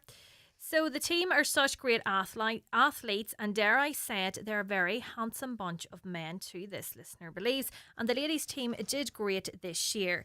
It's not fair, the price of all the Donegal tickets were being skinned for it, another listener believes. I want to show all my support and many cannot. We all love Donegal, but it's just sad how expensive it is. Most people agree that the change in date for the final in September was a lovely time for it. Yeah, that has been quite a common opinion, and I remember, being at school and you're always looking forward to the Monday off. I don't know, do they still do that? If your team's in the All-Ireland final, did they give you the Monday off afterwards? But I remember you always used to look forward to it. Another listener says, I got a wee teddy for Donegal that was €7.90. As it relates to our conversation with Belle Stevenson, 100% agree with this wonderful lady. As a mommy of 2 emergency sections babies, I experienced this and I was so lost when I didn't have my babies with me at the start. While I was in recovery, Daddy was with both babies until I and my boys were getting the treatment we needed. Thank you, wonderful lady, for doing this. So yeah, it's a great initiative that Belle has started up, these packs that contain a book, and they're there for the parents to kind of explain and help them and be that little support for them whenever their baby is in the neonatal unit. I was left 2 hours after having a C-section. When I got to the ward to see my baby, all my family was there. I felt left out, no connection with my baby, wanted to breastfeed my child at 10 down, and I'm still feel they're 10 now, and I still feel that separation from him. They do say that, that skin to skin interaction is vital as well. And, I suppose like any mother or any father, whatever, having that interaction initially is so important. So delighted to hear about this. Another listener says, with regards to the neonatal pack that Belle had come up with, she was explaining that it was it followed what she had done at university, and she felt the need, was there. There was such a gap in services and support. I hope to be able to join Dr. Joe Kelly again. Good morning again, Joe. Michaela, I'm sorry about the line this morning. Apologies. You're grand. Don't worry. We got the Donegal flags main point anyway. So back to Ursula von der Leyen. Yes. Yeah, well, she's basically negotiating on behalf of the Irish people and our economy. And I have really concerns about how we're outsourcing our sovereignty when it comes to economics, when it comes to immigration, when it comes to even, you've been talking about CAPS, Common Agricultural Policy, how now that budget is no longer going to be ring-fenced, which is going to have a detrimental effect on our farming communities here in Ireland. And we're expecting unelected EU officials to negotiate on our behalf. We're not in the talks about the future of our economy with relation to America. There's something not right about that. And so when Simon Harris or Taoiseach says we need to be honest with the people and what our interlocutors, what the people representing us are saying, these are not Irish people with Irish interests at heart. And just to put it in context, Volkswagen, for example, in Germany, it's worth 8% of their economy, their GDP. And they're going to make sure that whatever tariffs are going to be coming their way, they're going to try to protect their automobile industry. We have a pharmaceutical industry, which is 45% of all exports from this country, which is worth about 99 to 100 billion a year. Massive. To us. We're the third biggest country in the world exporting pharmaceuticals. And it's going to have a detrimental impact on us should there be any tariffs. And it's going to really, really hit us very hard. At the moment, Ireland exports about 72 billion to America, and we import about 25 billion. So Trump's administration has been saying, look, there's a 50,000 million deficit in Ireland alone, and this can't go on. But what maybe people don't realise is that money that we get from American companies that are based here is about 24 billion revenue a year. And that's what's kept our country afloat in the last number of years. That's what's paying for our immigration intake. That's what's paying for a lot of our bills, our special needs, etc., etc. And if that money doesn't come in, we're in a very precarious position. And the government's approach seems to be wait and see if it comes in. There's no urgency to put any measures in place or to, think towards the budget now. Where are we going to facilitate this 30% tariff? Well, it's not even that, and I know that they're trying to do that. They have an economic unit now in America, which they should have had years ago, looking at what the Trump or the American administration are going to do.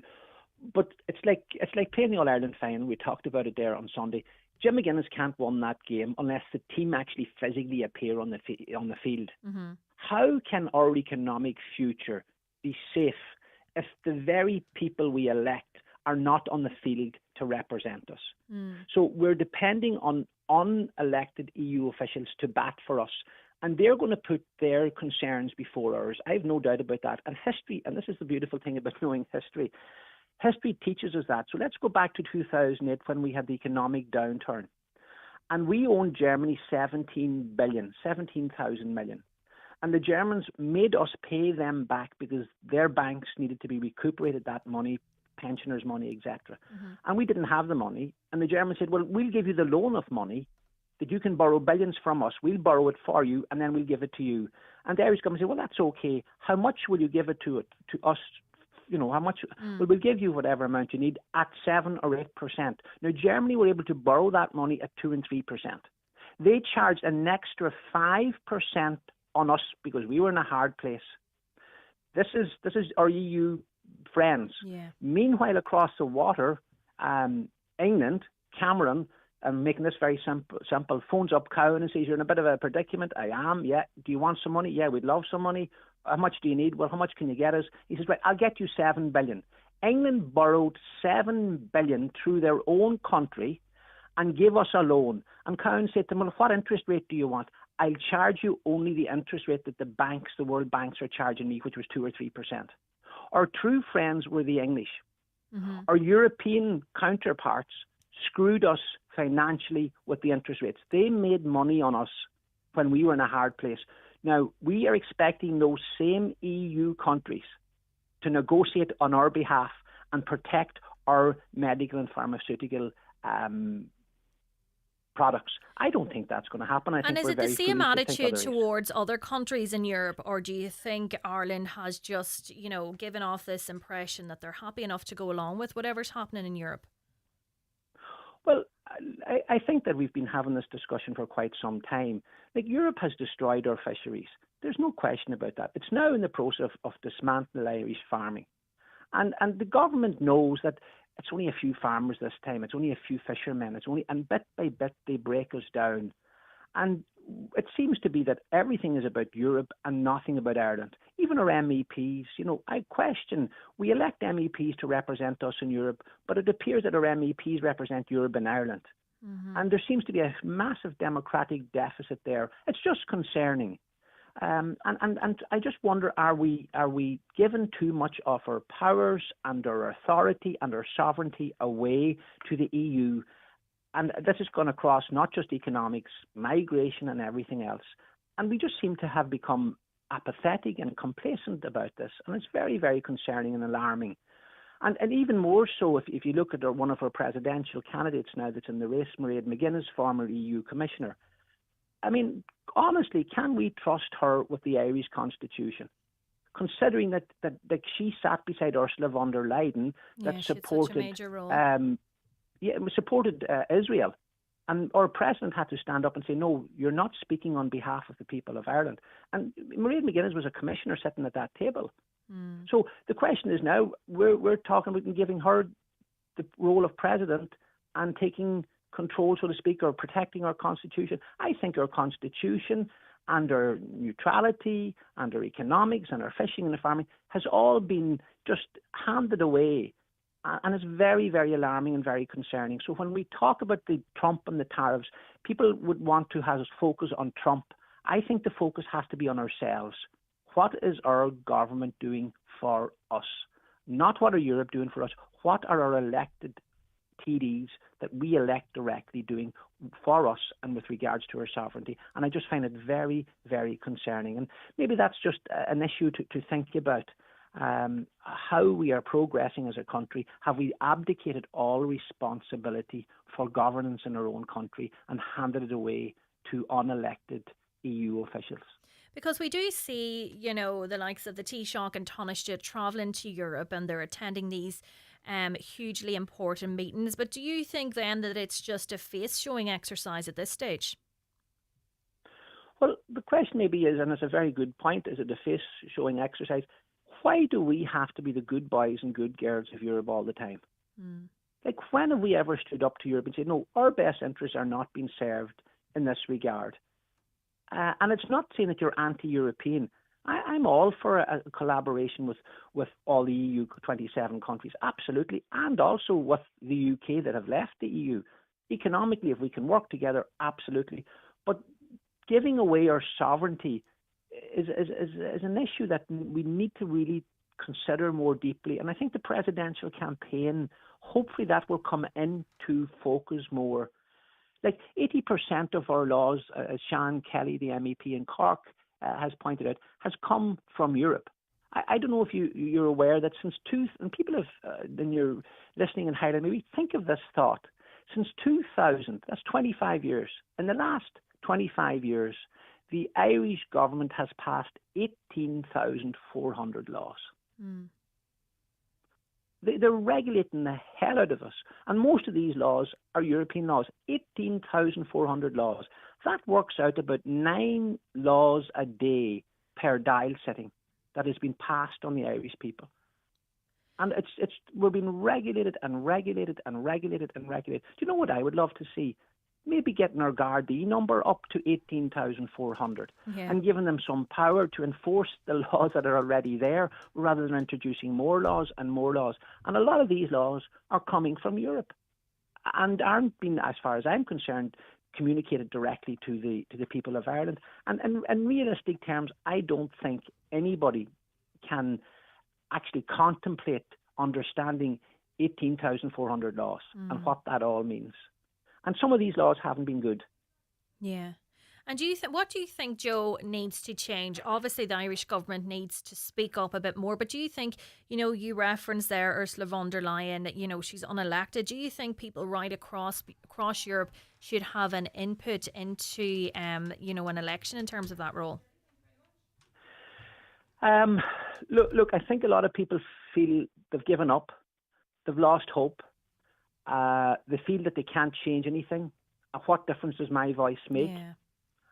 And a lot of people have just lost that hope, and there's kind of a political darkness and sort of, what can I do? And I think we're in a situation like that, and people have let them take control or government. You see, a proper democracy is when the government's afraid of the people. Tyranny is when the people are afraid of the government. And our government doesn't seem to care and doesn't seem to listen to the people. And at the last referendum we had back just last year, when they wanted to remove the word mother and woman and family from the Constitution, was overwhelmingly, it was the biggest no vote in the history of the country in a referendum. And yet the government bypassed our no by bringing in hate speech legislation. So in other words, they ignored the voice of the people in that referendum, and Helen McEntee, through her role as Minister of Justice, brought in hate speech laws that circumnavigated some of the things that they wanted to get in the first place.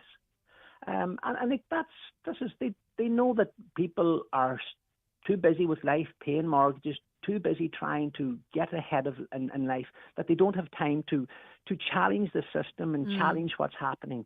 And that's true. And we get tired. We all get tired. We have mortgages to pay. We have kids to rear. We have parents, might have to look after, or people with special needs, or whatever it is in our lives. We all live very busy lives. But in the process, somewhere along that busyness, the government know that they can take us for granted and move the goalposts in directions that we don't necessarily would want. And so therefore, I think the whole thing maybe boils down to our presidential election. It's going to be terribly, Joe, terribly a listener has asked, would Dr. Joe consider putting himself forward for president? They say you talk a lot of sense. There you go, Joe. A career move. Well, would you vote for you, Michaela? Look, I understand you can't answer that question. Listen, I wouldn't say no to anything. In that sense, I'm not saying yes and I'm not saying no. In that sense, I haven't, But look, yeah, why not have a young family in the Irish? Why not have somebody that's not part of the political elite? Yeah, well, look at all the people coming forward at the moment. They're all part of the political elite. Like Catherine Connolly, for example, she's on 120,000 a year. Mairead McGuinness, I would swap a month of my wages for a year of, or I would give her, for a month of her pension, I would offer her a year of my wages. Yeah, it's so unrelatable to everyday people. Well, it's not just that. They're part of the system. They're part of the legislators. These are the people that have given us 18,400 laws. And you see, the thing that I would love to see, you see, the people of Ireland, the beating heart of Ireland isn't in the marble floors of the EU or the carpeted floors of the Dial. It's out among the people of Ireland.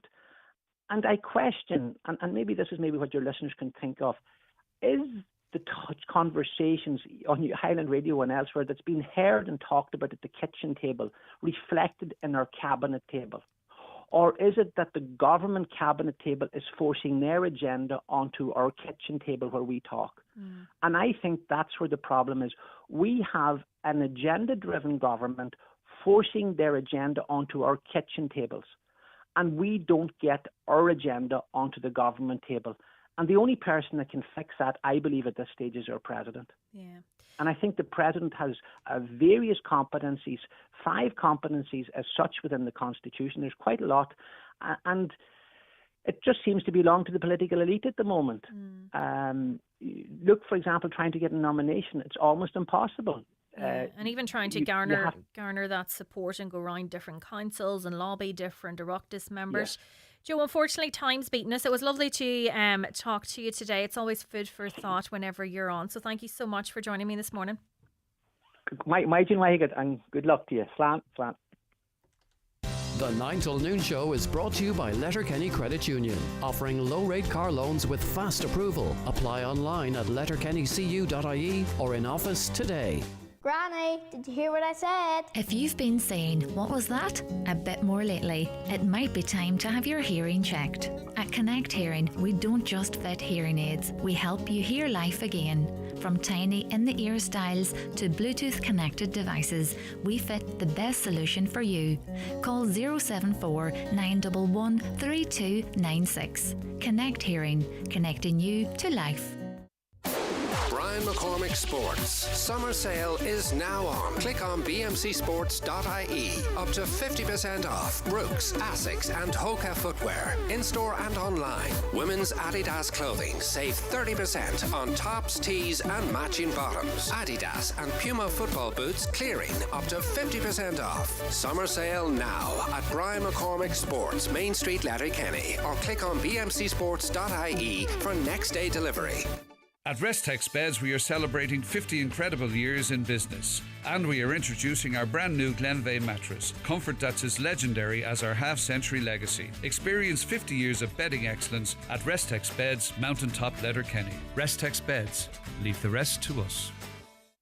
It's the 2025 World Chip Sizzle Freestyle Contest, and Charlie's Chips are in the lead again. They're coming up to the finishing pan, and Charlie's Chips are the 2025 World Champions. Sourced locally, hand-cut and freshly cooked. Served with mouth-watering burgers, fresh battered fish or delicious chicken. Open Tuesday to Saturday 12 to 8 and every Friday for breakfast from 9. Take away or sit in. When the hunger hits, pull into Charlie's on Pierce Road, Letterkenny. Shop Homeland's July mega deals at your local Homeland or at homeland.ie. Save 10% off Snickers hoodies, fire safety extinguisher and fire blanket set. Now $24.99, save €10. Save 10% off all pet beds. All this and more until July 21st. Shop in-store and at homeland.ie. Nationwide delivery available.